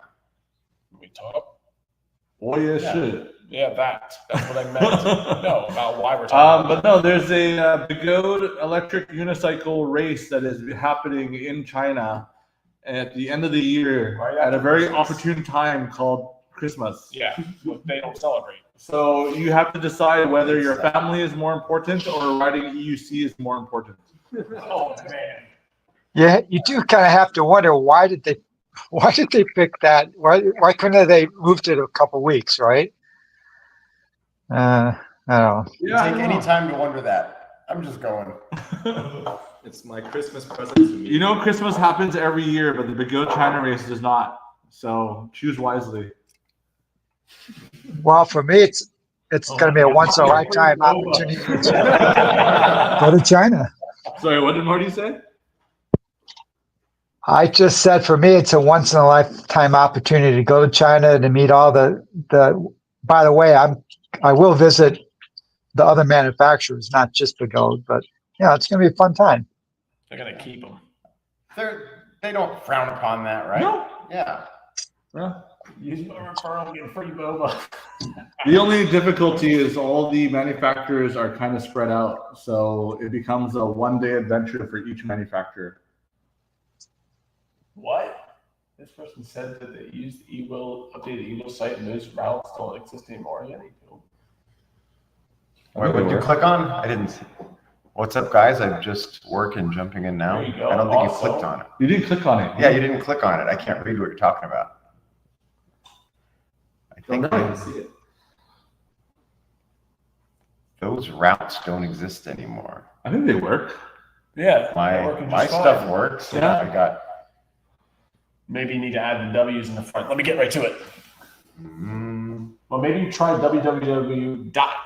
and then what we put. Brian put in here, check out his Instagram. Kujilean. To see the Vince shock, not stock shock. Kujilean. I mean, it's just that kind of similar the wrong way, right? Right, kind of. Yeah. Kujilean is a drink. It's a mixture of like a Hennessy and On to the next 7-Up thing. and Don't grape listen to him. soda. Interesting. You say interesting, but you don't click on stuff. Oh, you can't read either? Dude, you're so slow. We're already like 10 minutes behind. I think Marty already answered most of the questions for us. That's because Roger talks too much. How's Dawn? You get free shipping and $20 off a Roger charger. How's Dawn? Is she doing okay? Yeah, Dawn is Dawn, okay. Dawn checked in here at the start of the stream. I think she had some additional help today getting her house set up. Oh, Ronan's in the chat asking about NOSFET. He seems like he knows more than we know, so maybe we should add him to this video chat. There you go. They're not talking enough about MOSFET wheel. If we knew more, we would talk more. He's just trying to get us in trouble, and that's why he left the bolts loose on Marty's Blitz. Oh, wow. Does anyone agree that NOSFET just sounds like some kind of a nose condition?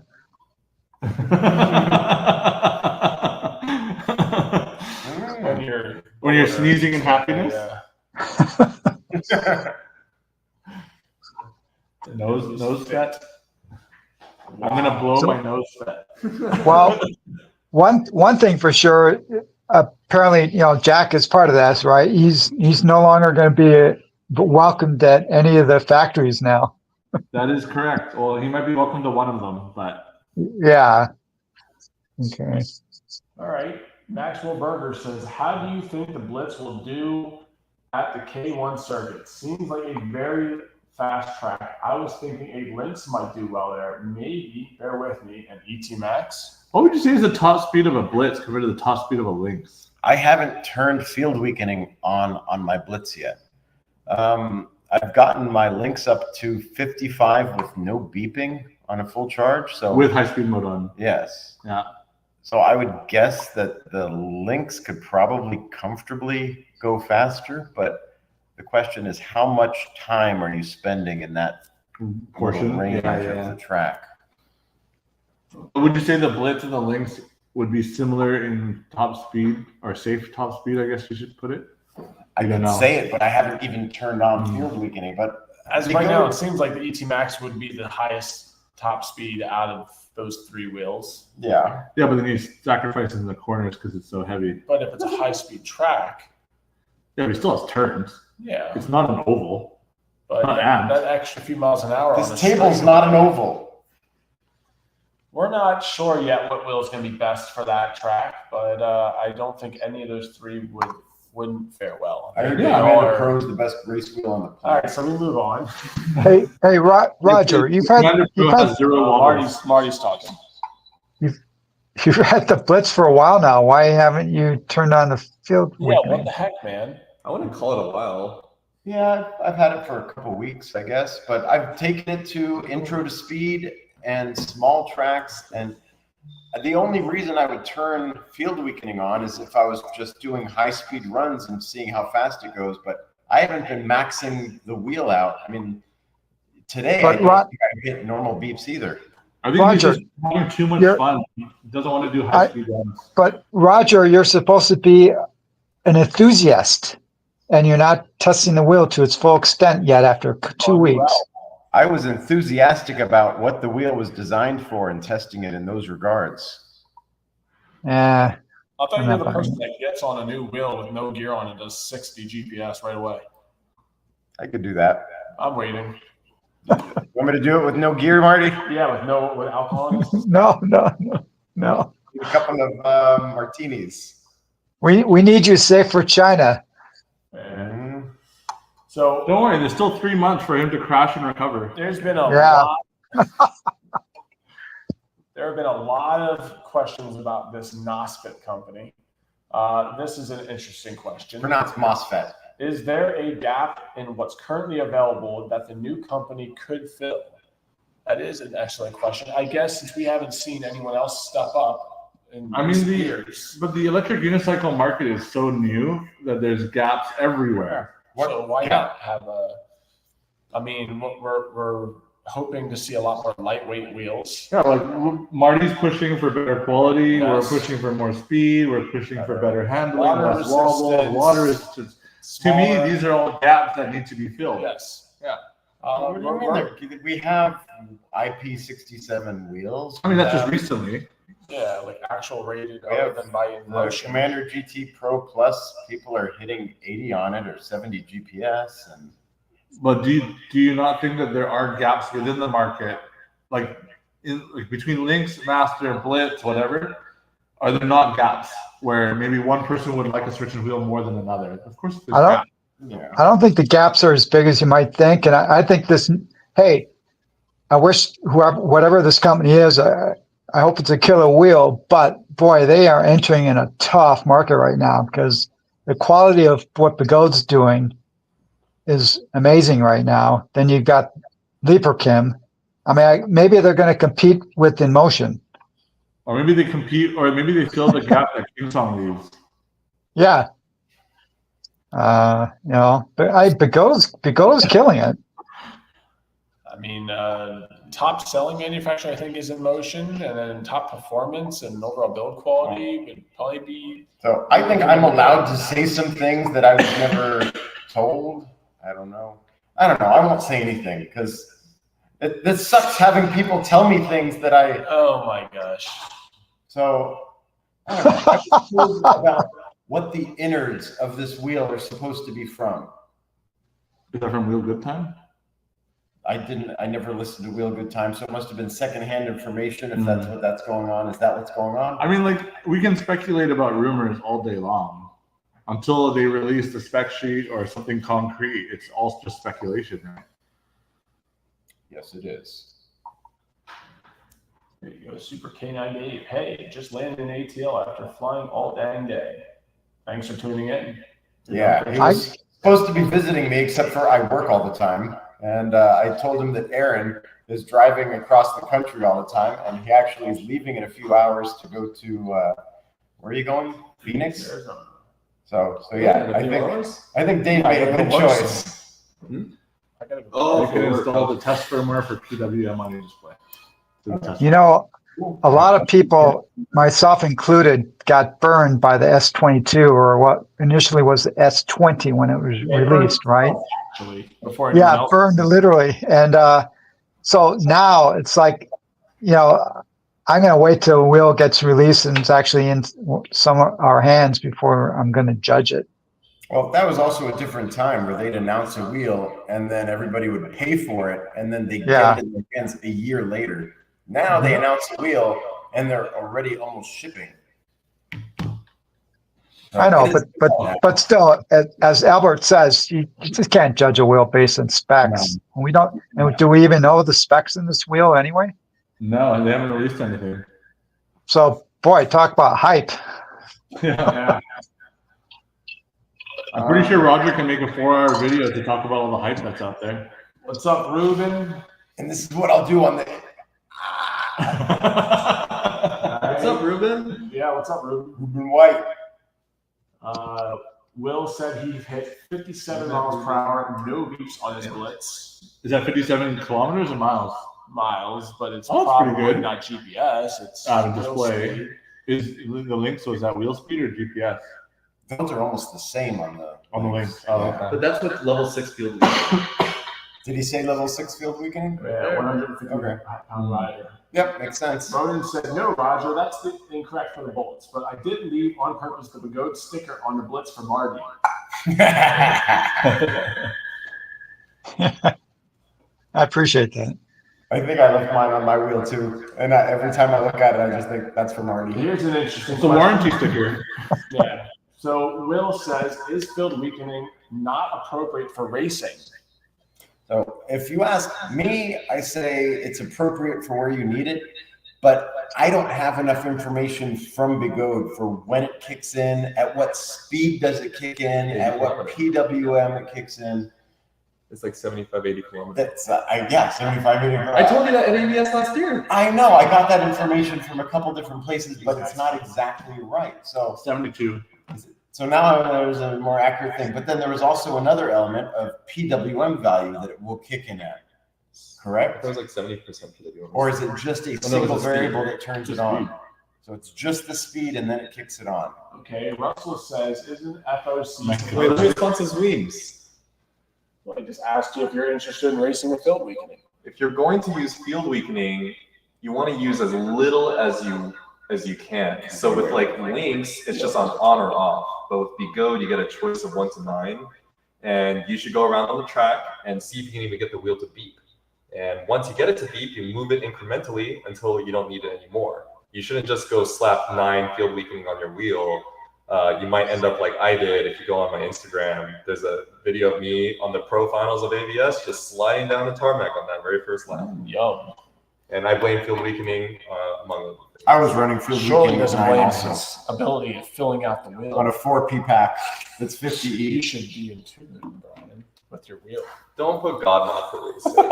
No capacitors for racing. But God mod gives you good moods. Good mood.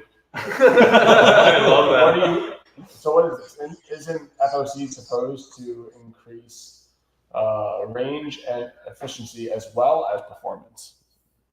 Well, aren't we running BLDC, or is that separate from FOC? There's different control modulation stuff that goes on, and honestly, I don't even know if the stuff that we're running on the wheel is specifically one or another, or a combination of stuff. But I have no idea about all that programming stuff. So we got a bunch of comments here that are referring to MOSFET. MOSFET using Leaperchem parts. We saw one earlier that mentioned about they're the extreme bowl of Leaperchem, meaning they're just using the leftover, not as good parts as Begode. And they're saying that if they are using Leaperchem parts, are they not supposed to? Are you filling a word count? He's like fluffing up the paragraph. My back is itching. He's like, I really need 5,000. I mean, as of right now, like the ad that someone saw about powered by Leaperchem, like we don't know enough about the company or its products. So again, this is really hard to speculate and make actual judgments on, right? Powered by Leaperchem means that uses the same headlight. Yeah. That's what everybody said. Gorilla said, Motion has been quiet. They're bound to drop something soon. We know of one thing, the V18. The E25. That was leaked. In That's the D25. super light suspension wheel. Yeah. More of a, so there's a new wheel that's supposed to be coming out soon, the Emotion E25. It's a smaller, lighter, commuter wheel, essentially, but could still be used for group rides. Waterproof rating, has speakers, has the ability to link up to multiple different other wheels in a group, so you can have like a broader speaker system. Has a V14 headlight, 50S batteries, 60 millimeters of suspension travel, but it has V11 style air shocks so that you can adjust how firm the suspension is. V12 style handle. And it doesn't weigh a lot. And Wow, is $1,500 starting point price. Aaron, are you selling these? It looks like you're. If you use his eWheels affiliate link, then you can maybe find the wheel. Okay. For context, I'm not trying to sell a product. I'm. Well, you sound like the president of the company right there. So we have the CEO of InMotion sitting across the table from us. I've seen the spec sheet, and so most of the people at this panel here are really into bigger, heavier, high-speed wheels, and myself included. But I really have a huge affection for smaller, commuter-friendly, whether it be put it in your trunk or put it in your locker when you get to the gym or something. Type of wheels. So Marty, you think Aaron wanted to meet you, but he's like, you think he'll let me ride the Falcon? Anyway, I really like small And wheels. for correction, Aaron, we don't like bigger, heavier performance wheels. We like smaller, lighter performance wheels. But they tend to be bigger and heavier. Yeah. So I'm always excited to see what else is coming out. InMotion hasn't dropped anything really exciting for me personally in a while, and anything that is a lower price point with the build quality that you get from InMotion, waterproof ratings, speakers, headlights, everything, that excites me, and I hope you guys are excited for that too, even though that doesn't quite fit the main topic of this conversation. And if you guys want to stay on top of rumors and leaks, Wheel Good Time and Ronin are the places to go. But Wheel Good Time is Why like would you include Ronin in there? Ronin's pretty good at keeping up with all the new news. But he seems I find Ronin to be reputable and accurate. respectable. Ronin's more accurate. Yeah, Ronin's more accurate, while Will Good Time's like 1% like fact, 99% speculation. Yeah. Sensational. Was it Marty that said No, it was a Duff. Said titillating. He's Titillating? yeah. He tries to tickle your fancy with things that may or may not be. From what I remember, Extreme Bull makes more than one model. Yeah, so I mentioned that. Well, but to start, they focused only on the Commander. And that was Then very a year, real. more than a year later, they focused only on the Commander Pro. And Then the Pro 50S. 6 months later, no, that was a whole Commander year Mini. later. Mini. Commander Mini. Yeah. Then it's the Griffin, right? Or Yeah. GT, Commander GT. So they're starting to pick up pace Extreme Bull with more releases, but historically they've been pretty well pretty good at just doing one wheel at a time and focusing on making something that is competitive to a Leaperkin product, generally speaking. Their own take on it. And then of course, most of the time, at least in the years past, Extreme Bull's offering is better performance than a Leaperkin will. In years past, now we're seeing similar performance. It'd be nice if Marty had some martini in that cup. Yeah, what's in your cup there, Marty? Nothing exciting, believe me. It's tonic water, but it's flat. Marty, I must know. If they do not have the Doritos that you're looking for in China, will you still go? These are not. I'm gonna pack a few bags. What's your favorite? What's the flavor of Marty's choice?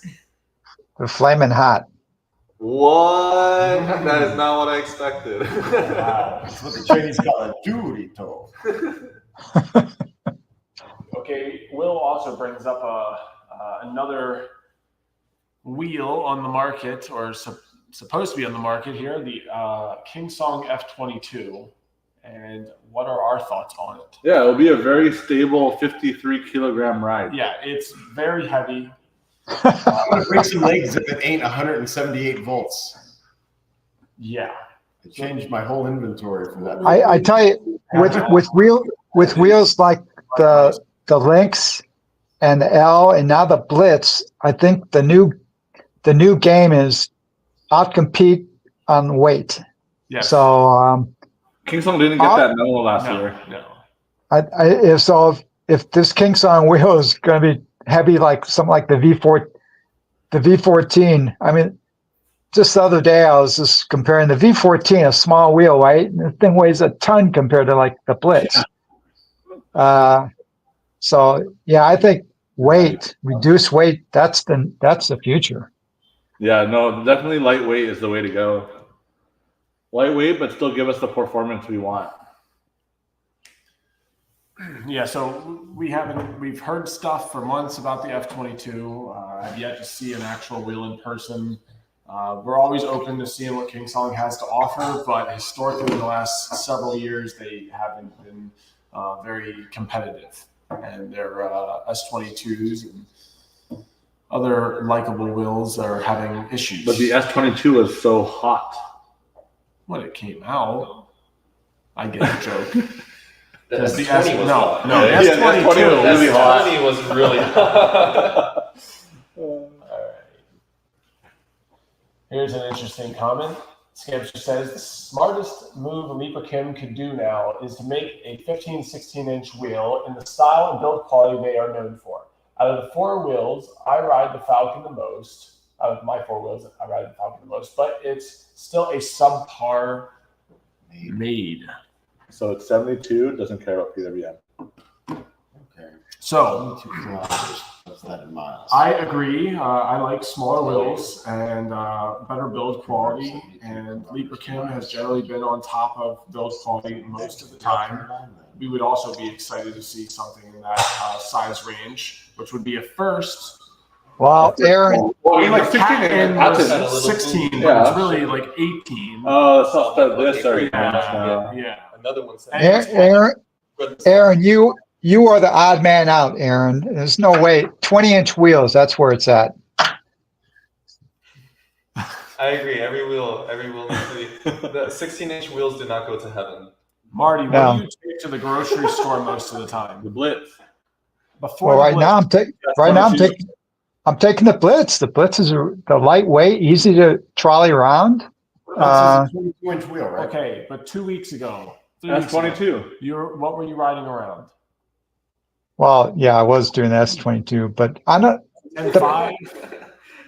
Yeah, like the S16, for instance. Oh yeah, That's S16 is a great wheel for that.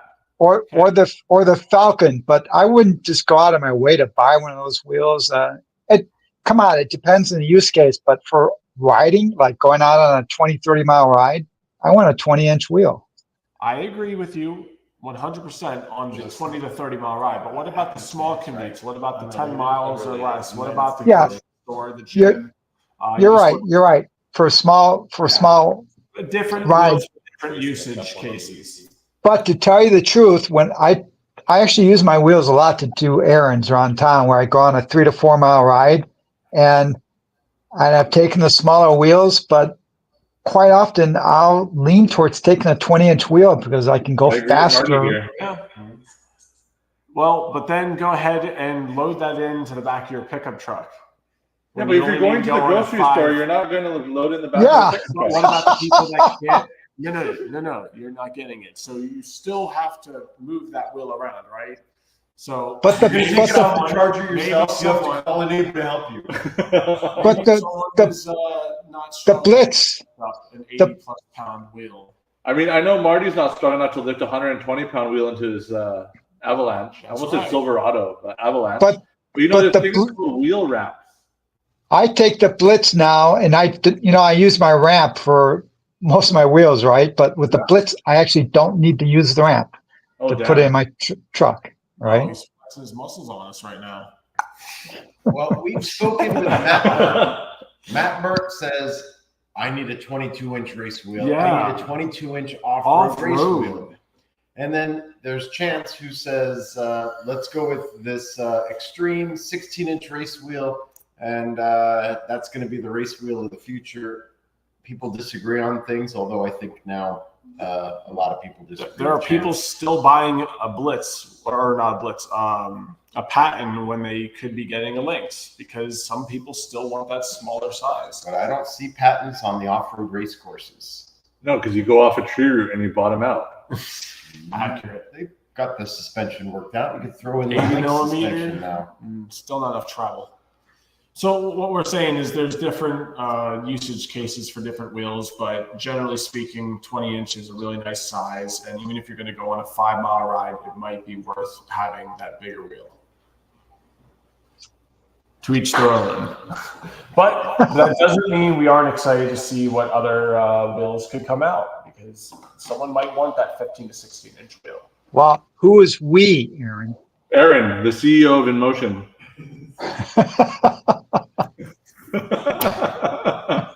My race wheel needs to be 16-inch and it has to have speakers and LEDs and a good trolley head. I know one You're missing person. the point. It has to have good speakers. I know one person that races with music playing. Maribel. And some people want to hear their music while they're racing. So can you imagine the awesomeness though when everybody on the racetrack rides a wheel that can sync their music, and then everybody has synced music and racing to the same it'll be music? like F1 car sounds to entertain the spectators. The Doppler effect of Creedence Clearwater Revival going past you. NASCAR. We skipped the open source question. We don't know anything about NOSFET or their plans to use LeaperKim parts or open source ideas. So at this point, everything regarding to NOSFET is speculation at best. I have to say, if they actually were using LeaperKim parts, that would tell me it's probably going to be more of a beginner intermediate wheel. What if they're just using the headlight? Because, well, if that's the only part. But why would LeaperKim sell parts to a potential competitor, right? Because LeaperKim makes the best headlights. Well, okay, Alfred. Company, and you have the option to license your parts, sell them to another company, and potentially make the same amount of profit off of each unit. Then why wouldn't you sell them to another company and then make more money, make more market share? Yeah, I guess. I don't know. Moving along. Okay. 210-volt wheels. Do you have a Roger charger for 210-volt wheels, Roger? I've made a few of them, but they're a per order basis kind of thing because there's not a wheel yet. They look ugly? No, it's the same thing. So if you want to buy a Roger charger that supports 210 volts, there will be a knock on the total amount of wattage output that the charger can do. I thought it was going to take a knock. How much of a knock? On the range? 500 watts. No, it's just like maybe 150 watts. Oh, not much. Okay. Not much. Okay. So if you're looking for a 210-volt charger, email rogereuc@gmail.com. One free Bobo, 3 Eagles. Russell Zellner. The new cells are starting to weigh a lot less. The top config on my last order was a 5-pound difference between same config packs, only different cells. I mean, as far as I know, the cells all weigh roughly the same. I would have thought the same thing, yeah. They're all around 70 grams a cell, regardless of, I mean, there's some variance, but I will say that through my company, when I'm shipping stuff, whatever I put on the shipping company website, the chargers always get where I'm sending them to. So maybe the company that's shipping your packs figured that out, saving a couple bucks in shipping. Does anyone know anything more about the Commander Max? I mean, that's a fully released wheel. It's released. I know what 4,000 watt hour, 151 I've seen it volt, for sale. somewhere between 60 to 100 millimeters of suspension travel. Oh, that's helpful. I guess it's going to be released soon or already being able to be shipped. I don't know. Well, I mean, the Griffin are just starting to hit the shores, right? I think Next Gen's getting his Griffin and Ronin's getting a Griffin, I think. Yeah, So Griffin the we know Commander all Max about. will come out after that. I can click on stuff Yeah. Oh. Wow, you mean you could have been helping this whole time? too. There, I clicked on this instead. Rule number 1 in co-hosting commentary is not to throw your co-host under the bus. Yes, Marty. Don't demoralize us. Yeah. Who am I throwing under the bus? I don't know, Marty. I'm sorry. There you go. The M105 really has surprised me. That wheel has a mega speaker for jamming out. It's basically the swag wheel that's faster than it's supposed to be. Yeah, I rode that thing around Intro to Speed last time I was there. Yeah, it is fast. It's unnervingly fast, and it still has all the little wheel wobbly issues. First time on an M10 wheel to have speakers. And it has a trolley handle built in. Instead It's of actually a having really this- over-engineered, awesome trolley handle. What, with the brass bushing? No, like the whole CNC thing where you like lift it up and then pull it out, and it has all like it looks really nice. Yeah, but what? See, But it's Vancouver. it has the same issue. It's amazing. Will I get beat up by Marty? If I say you have a beautiful body, will you hold it against me? But yeah, I like the A2 also. And then we get the King Song 16 Awesome. S16 Pro is awesome for getting around town. We all talked about the dip report on the Leaperkim Vet L. Did Roger experience any dipping when pushing or testing the Sherman L? So EUCs all have an envelope of performance, and when you pass that envelope, things dip and cut out. So as long as you ride wheels within the envelope of performance, you'll be fine. Yeah, but on the Sherman L specifically, the initial firmware that I was running sucked ass, and it was pretty easy to dip. And then they fixed the firmware, and that is no longer the case. The UC company needs to make a smaller wheel and call it Diddy. I think that's a terrible idea if you pay anything attention to what's going on with P. Diddy. Stephen Michaelis, I have experienced the Lynx dip repeatedly. Has happened going over curbs, slow, going fast, and jumping. Yeah, I think right now they're trying to figure out what the root cause is, but I think the main issue that Wrongway had was the fact that it's inconsistent. So it's hard to figure out what the root cause is. Steven, if you could reproduce that and put it on video, like That'd be great. that would be the Yeah, number but- one thing you could do. to With help. telemetry. Wait, But you need to know what settings does he have. Is he using it in soft mode? Does he Yeah. have pedal acceleration assist on or off? Or So at this point right now with this veteran quote unquote issue, the main thing that we need to do as a community is create more data points as to when and how it's happening so that they can kind of narrow down the root cause if they're. I feel like I've been beating the crap out of my links and it hasn't done too much unreliable stuff. Aaron, I think, actually had the issue, and that was when it like did its weird little thing where it looked like a ghost grabbed his wheel and threw it to the golf course. I saw that video. But That had nothing to do with the links, though. Come on. That was a link. yeah, wasn't it? no, Marty's saying it's a skill issue, beginner rider. It happens. Yeah. I know where you live, Marty. All right. You see vibes in the house. What up, Thomas?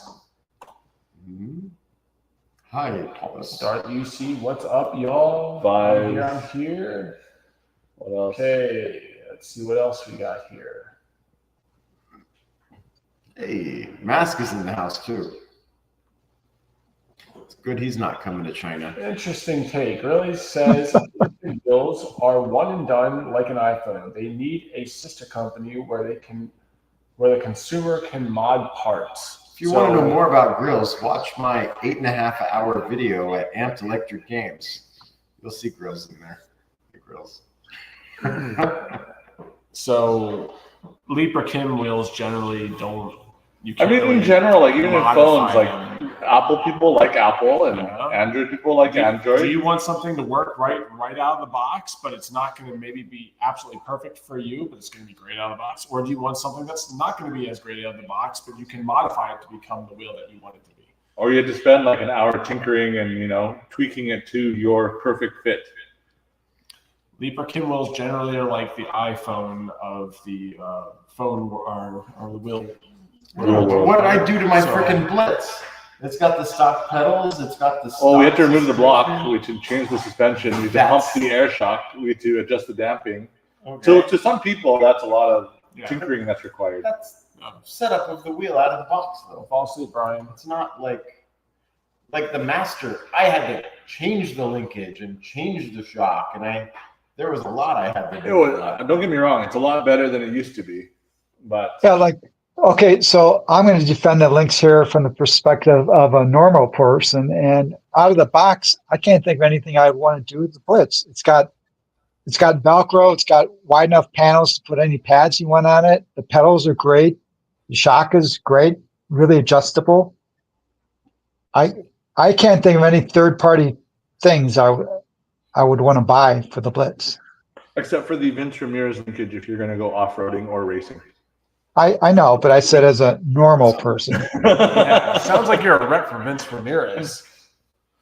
The stock parts on the Blitz are actually really good, and unless you feel that you need that extra bit of whatever with the suspension. No, but to tack on to what Marty's saying though, like in terms of the Begode out-of-box experience, the Blitz is probably one of the top out-of-box experience wheels from Begode. You don't need to slap bristles on immediately. Yeah. You don't need to change the linkage and all that. Yeah. Decent stock tire.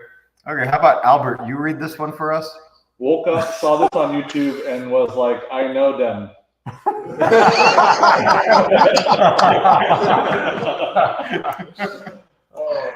Why didn't Dawn lay on the shelf this episode?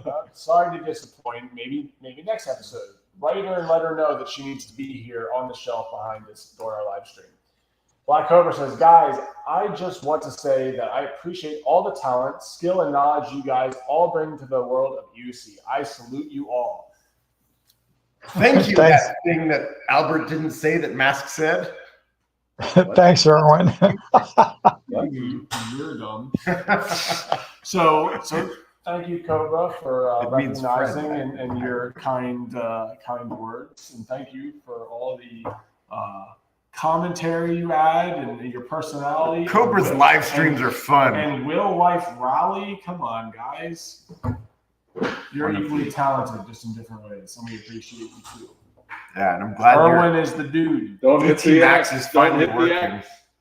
Don't hit the X. That wouldn't actually Hey. kill anything. Okay. Hey guys, I'm going to have to eject, Yeah. but it's been fun. Thank you for tuning in. Have a good Okay, day, Marty. bye. Chiming in. Later, Marty. Bye, Marty. Okay, haven't heard from her. I was still Who in still the talking chat- about Dawn, I think. Who in the chat here will be at Electrify Expo New York? Who am I going to see? Because I think I'm going to be the only one representing the team that is going. And are you going, Aaron? Because I haven't heard anything from this guy. But I will be in New York for a week. I will not be there just for the race. I'm hoping to meet community, friends, get shown all the group rides. What is true to know? I must know. It's true to know. It's just a joke. I know. You can connect with Ronan and get all the tea. Oh yeah, I can learn. All right, so we're gonna rapid fire through a bunch of questions here. It's getting a little late, and we all want to kind of wrap this up as well. So do put more comments in. Anything important that you want maybe to be addressed, and we're gonna fly through here and wrap it in 10 to 15 minutes here. James says, "Why aren't you guys riding right now?" Well, So we were riding all day, and that's why we all look like tomatoes, you want to see our live stream or not, James? because we were all We sunburned. are tomatoes. Hey, Vibes puts out a cool comment. He says speakers should never be deleted. They don't value blasting music in China. What's the deal? So a lot of group rides are littered with loud music that not everybody wants to hear. So I can understand why some people might not want to hear it. But if you're all by yourself and you just want to enjoy some music, it's nice to have. It tends to be that the people that blast the music aren't listening to Celine Dion, Taylor Swift, or Mariah Carey. It's usually something that as they're playing it and we pass the family, the mom covers the kids' ears as we go by. Remember that 10, 15 minutes? Okay, so it's cool that they're actually starting to put speakers back on wheels again. I think 2 years speakers ago don't need last to be year- on all wheels. Yeah. But there's a place Agreed. in like the for Blitz does not need them. correct. Leap for Kim still If you doesn't. do, you put it facing backwards for all the people that are passing. Exactly. Mhm. Cool.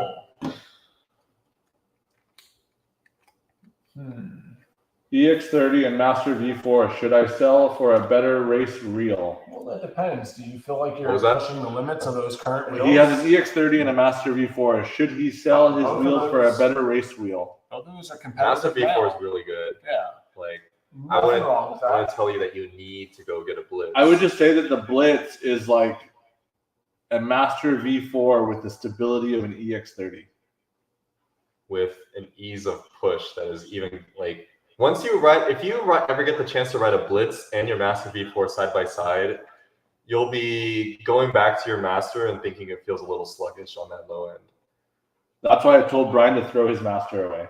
Literally, yeah. I have now 2 Blitzes. I have one for street and off road, so I have no reason to have my Master. So I'm gonna get rid of that and see if I can sell it. Interesting comment here by Vibes. I've been in between the Sherman L and the 18 Max. Gonna check out the Commander Pro now. Thanks. Well, maybe Commander Max would be a little better at this point, but Commander Pro can be had for a really inexpensive price and still is a good wheel even today. Is that Brian? Sherman L though is fantastic, so I wouldn't opt out for that either. Who's going to Amped Electric Games? Ooh, that is a really None of us, I think. I don't Matt Burt will be there. Yeah. Are you going, James? Let us know. Maxwell's going to New York. James is going. No. Amped. James is going to New York. Oh. James Darnell. Yeah, the Darnells are going, and Max will be going, and Darius will be going. So Is Mario going? to Amped? Yeah. No, I'm talking about New York. I'm Yeah. not specifying, but yeah. He should have been specifying because we were all on the other page. It's all good. Max is Well, going we're to New York highlighting for New York Electrify Electrify. Expo. That's awesome. But you're not local, so Brian doesn't want to hang with you or find out about True to Know with you.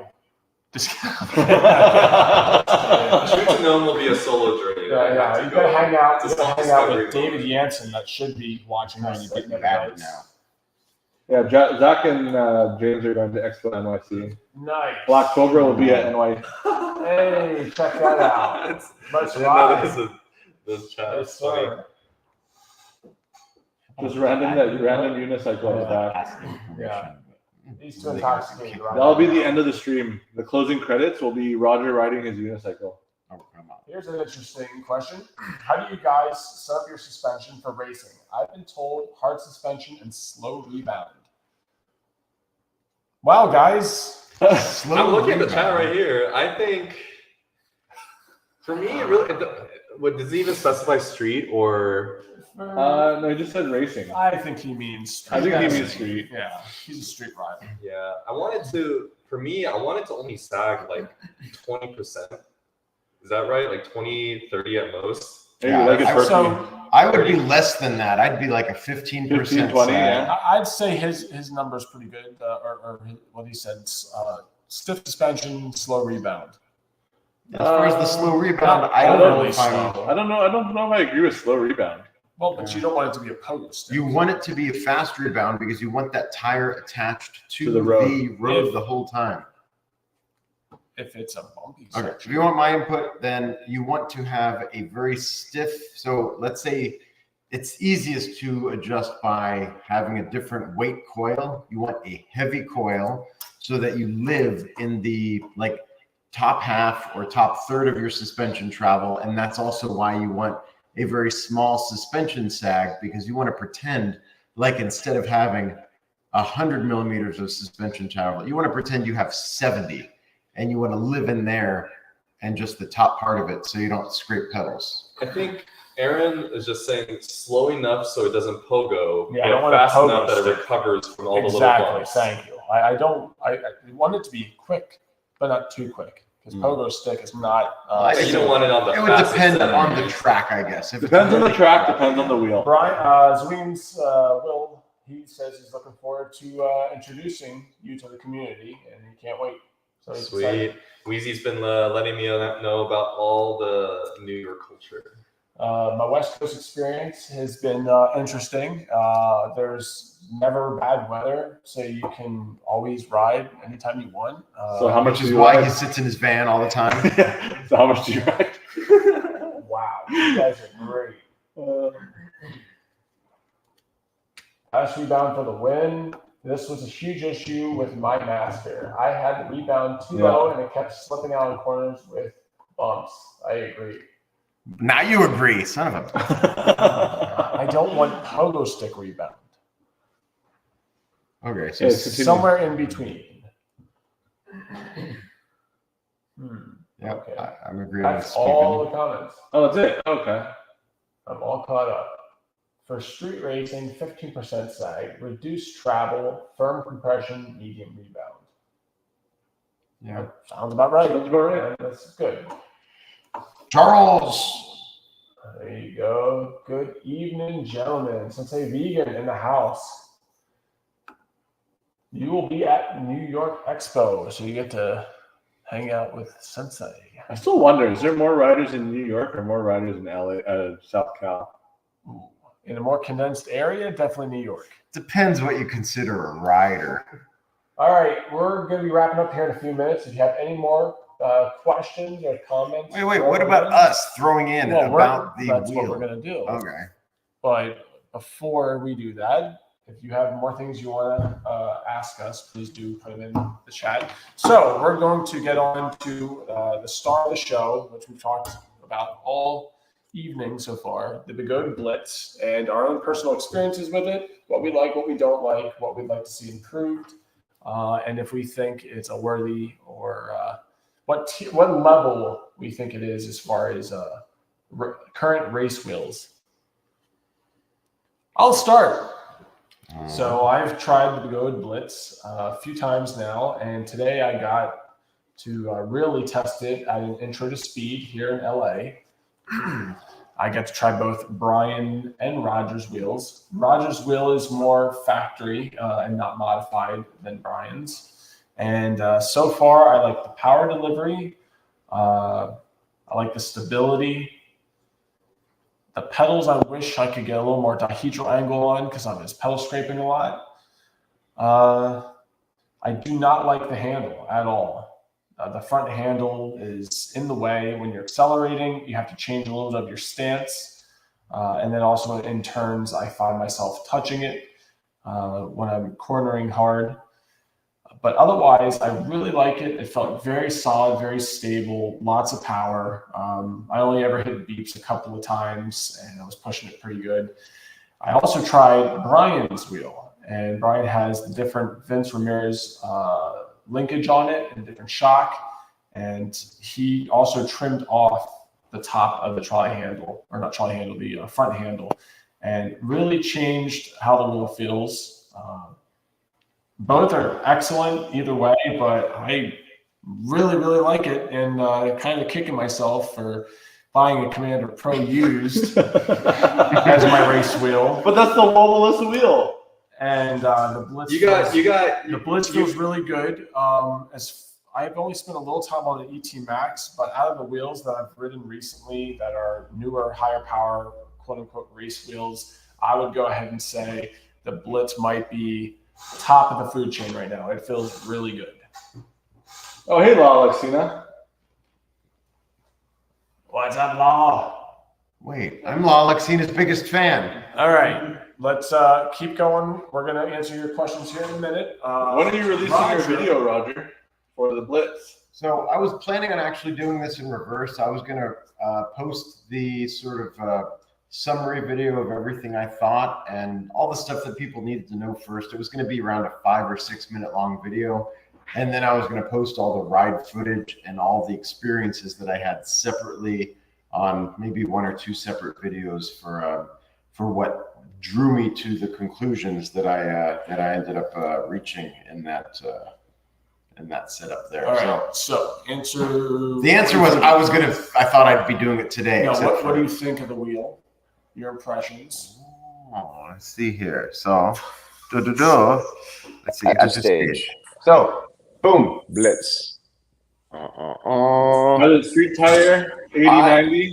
Correct. So, one of the first things I thought I would do when I got this wheel is I thought I would change the tire. Turned out the tire was actually pretty good. The reason I did end up changing the tire was because I decided I'd change the tire because I had some problems that I didn't really know the cause of. And Albert actually helped me figure out what the cause was, which was mainly, so if you look over here, you can see the bolts that hold my motor on. When I got the wheel, you couldn't see those because they were way up there because there was a suspension blocker that sucked up about 19 and a half millimeters of travel from the thing. So that is now gone and okay. So I now have the full suspension range of what the wheel was designed to have. I'm not exactly sure why they had it blocked out to begin with because it didn't seem to affect stability or anything. It was just super nice with that gone, both on and off road. The shock took a little bit of getting with all the clanking and whatever out. So I did put air in the right chamber and the left chamber, I think around 215. Oh yeah, the audio. Maybe I am with audio from my my ear pod, but now I'm double audioed, whatever. But yeah, one of my favorite things that I noticed with this thing is see how the grinding of that pedal goes exactly with the angle of the pedal itself. They did a good job designing that. So worked out good. Came with the Velcro on the side. I threw on my pads. I was happy. I would still like to get rid of this handle that Brian hacksawed off of it, but it's such a pretty wheel.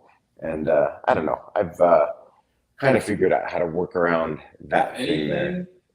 It makes the screen just so much more readable having it point straight up. I would get that. Yeah, I'm not going to argue that. I mean, in a racing environment, like the handle gets in the way, but if you just, like we were riding on a group ride or just chilling around town, it doesn't get in the way of that.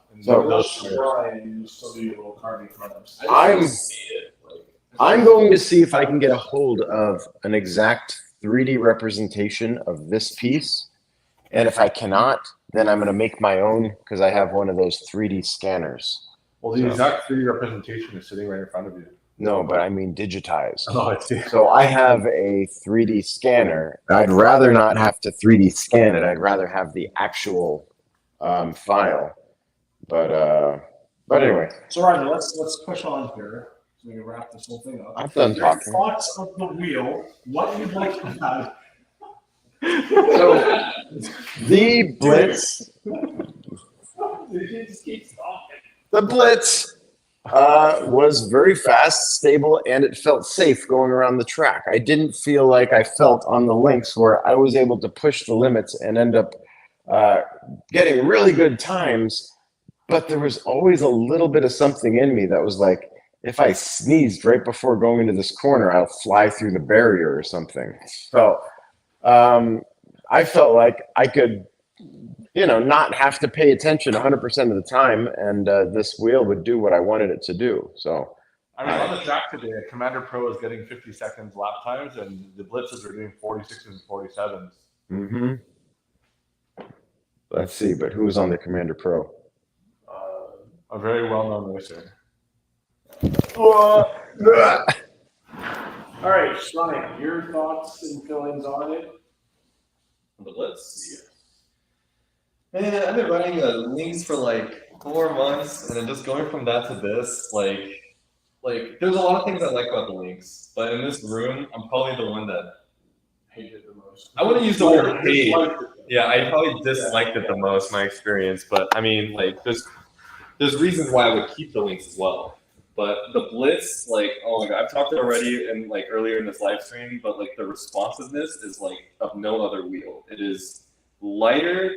Like you can feel the lightness in just the tap of the acceleration. Like you don't need to like flop the wheel side to side to feel the weight like you would do with other wheels. You just like tap on the acceleration, it just moves. And it's like a feeling that like I don't know, maybe a lot of New Yorkers would probably like get this feeling that like a lot of 100 volts were just so responsive and just listen to you. Like there's a big culture in New York. Like, everybody's not really using pads, and a lot of it is on like you don't see padless Master Pro riders unless they're Wheezy.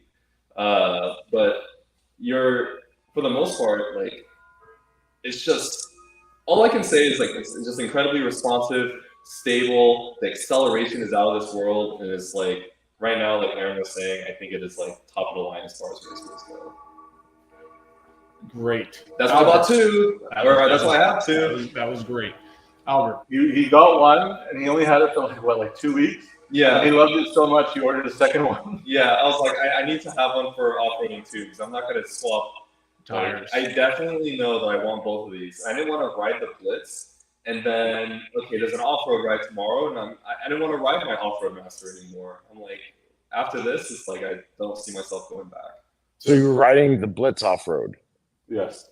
Well, I want to. But he has the off-road version, which is the CST tire. Yes, I have the special off-road. Oh, you The mean off-road Blitz. the off-road Blitz that was being talked about earlier? Yeah. So he has that because he came with a CST Navi.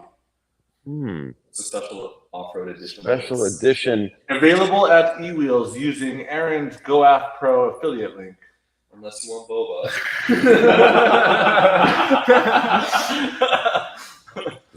www.ewheels.com/Marty Backey. Don't use Marty's. I would be like, if you're anyone that likes to push their wheel at all, like, oh, watch out. Thanks, Aaron. Like Aaron likes to push wheels. Ow.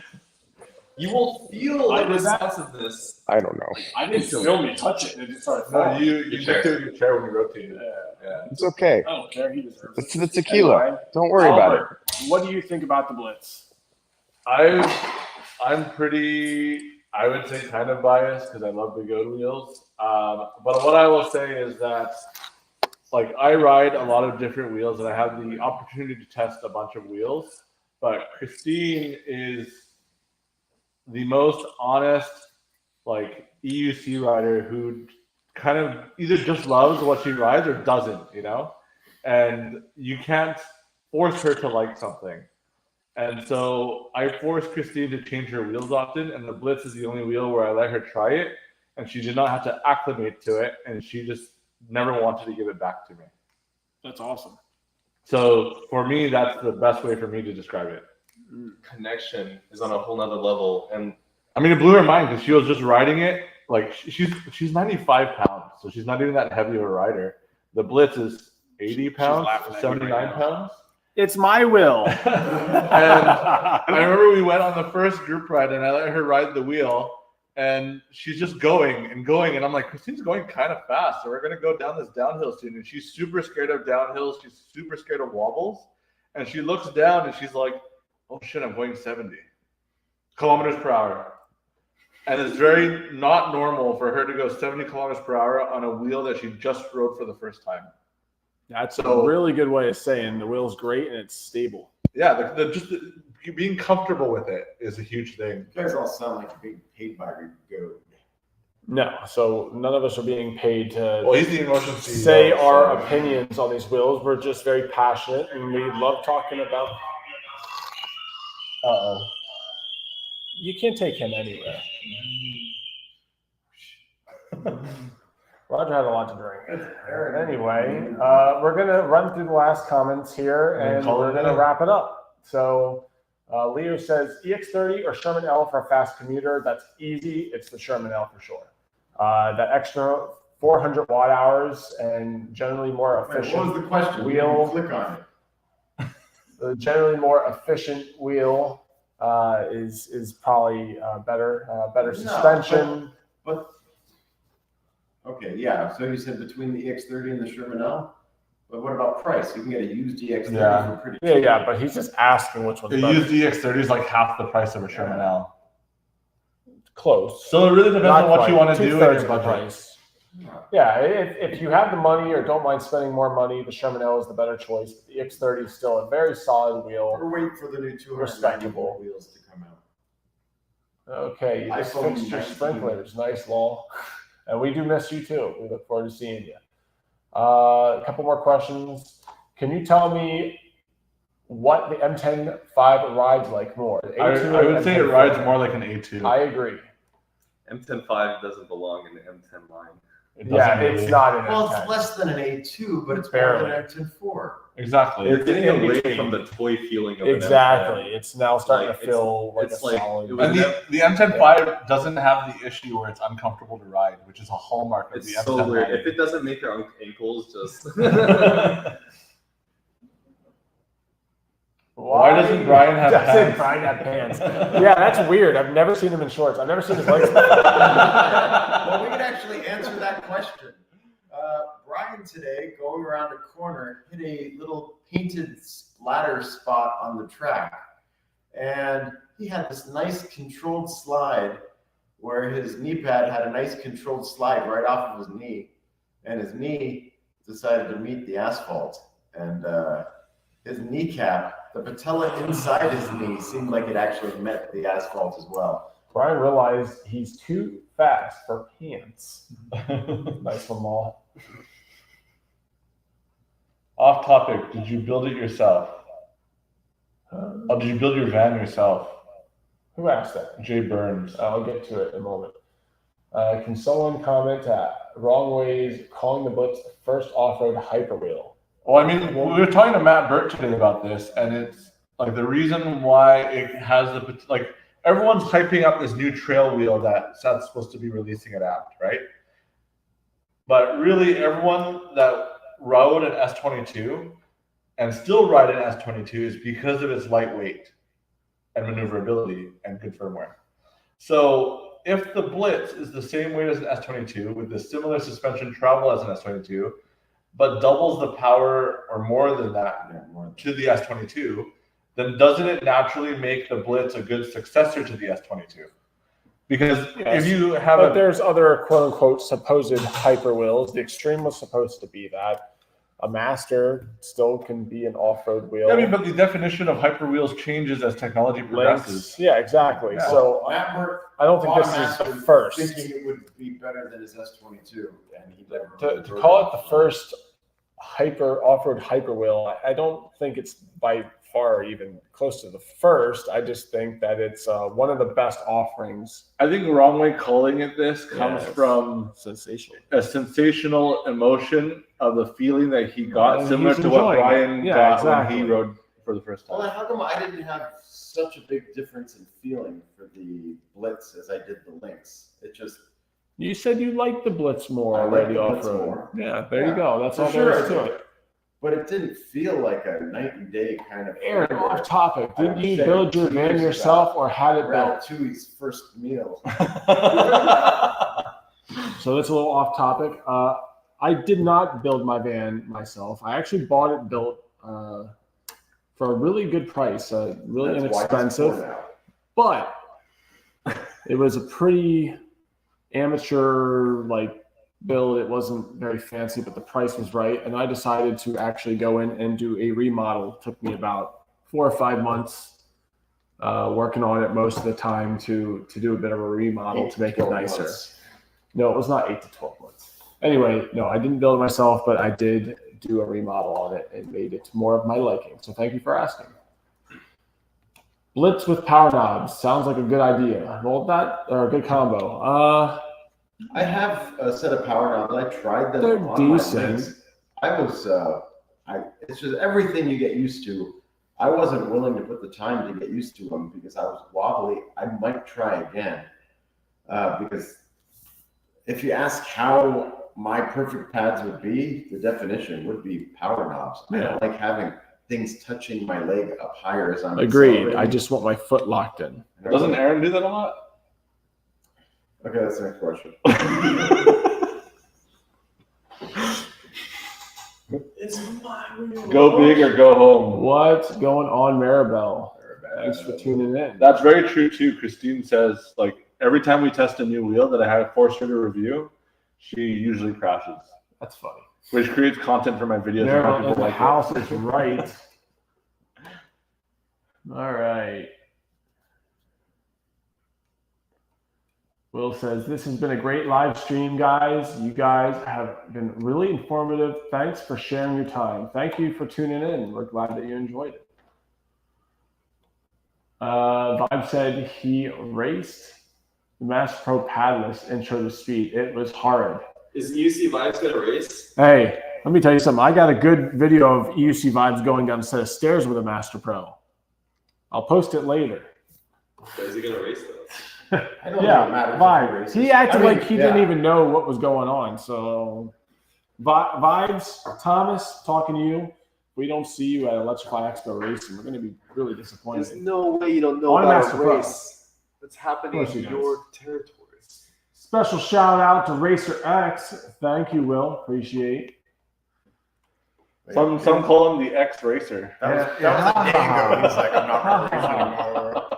Is there really the ultimate off-road wheel? So it's interestingly enough, a lot of wheels that do really well on-road are actually really great off-road. I think the one key difference is suspension travel. Otherwise, I'd say torque, low-end torque. So a wheel that is generally pretty good on the street is also really good off-road. The Lynx, great. The Blitz, great. And then also the track you're riding on matters. If it's super small and technical, you could probably actually get by with an Extreme, but the way most tracks are laid out, you're going to want a 20-inch tire to make stuff So happen. we've seen different people and different wheels do really well off-road. Matt Burt uses a Lynx and absolutely destroys. Zach Darnell likes to sometimes ride a Commander Pro off-road. Like we've seen a guy with an EX30 with low battery boxes last weekend tearing up a really aggressive off-road trail. It's really not so much the wheel, it's the rider. So just keep on practicing. But as of right now, I'd say the Blitz is showing that it could be really. I mean, it's just a good wheel. Like Yeah. you can use it for whatever purpose you The like to Lynx use it for. has proven itself to be a good off-road wheel. Oh, Brian has secret. Secret New Yorker. All right. Well, we don't have too much more to respond to here, so I think we're going to wrap it up. We are really thankful for all you guys that tuned in. We just wanted to share with you our experience on the Blitz and that we're all really loving it, and we think that anyone that would get it would probably love it too. I think its only actual limitation, the only thing that makes it not so great is its battery range, which we haven't done a real range test, but if you want to see a range test, go watch Electric Unicycles, Marty's channel. and he's happy to show you a range test. But for racing and otherwise aggressive riding purposes, the Blitz has been fantastic. Go subscribe to Balance Adventure. Or Aaron's channel. He's okay also. Or Racer X's channel is pretty good too. Oh my goodness. All nice, yeah. Yeah, the guy Or that's like B-Ride. Balanced Adventure. Yeah. Oh yeah, and if you want to buy a wheel, I'm my done. life. Don't listen to Ron. Could you do 35 miles of hard riding? No. So yeah, Racer X will turn into Racer XXX very soon if he doesn't make more money. We need to survive. Racer X is looking for Lady Triple X. Oh my! If you're looking for a collaboration, Triple reach out to XL. Racer XXX. Oh my God, these guys are crazy. Racer XXX. Yes, Rob, you know what's up. All right. Well, thanks a lot for tuning in, everyone. Have a good night. If you missed earlier in the live stream, this is going to be posted on our channels, all three, 2001 I guess so, yeah. Yeah, so you can go back and watch prior stuff, and don't forget to comment, and we'll respond to you when we can. But if you want to see more great content regarding racing, off-road riding, or just random shenanigans, Balanced Adventures is the place to go to. Yeah. Especially if you're tired of Roger's 4-hour videos.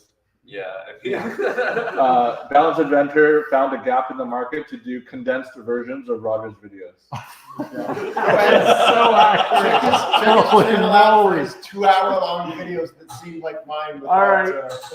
Yeah. Thanks, guys. We're out of here. Until next time. Peace.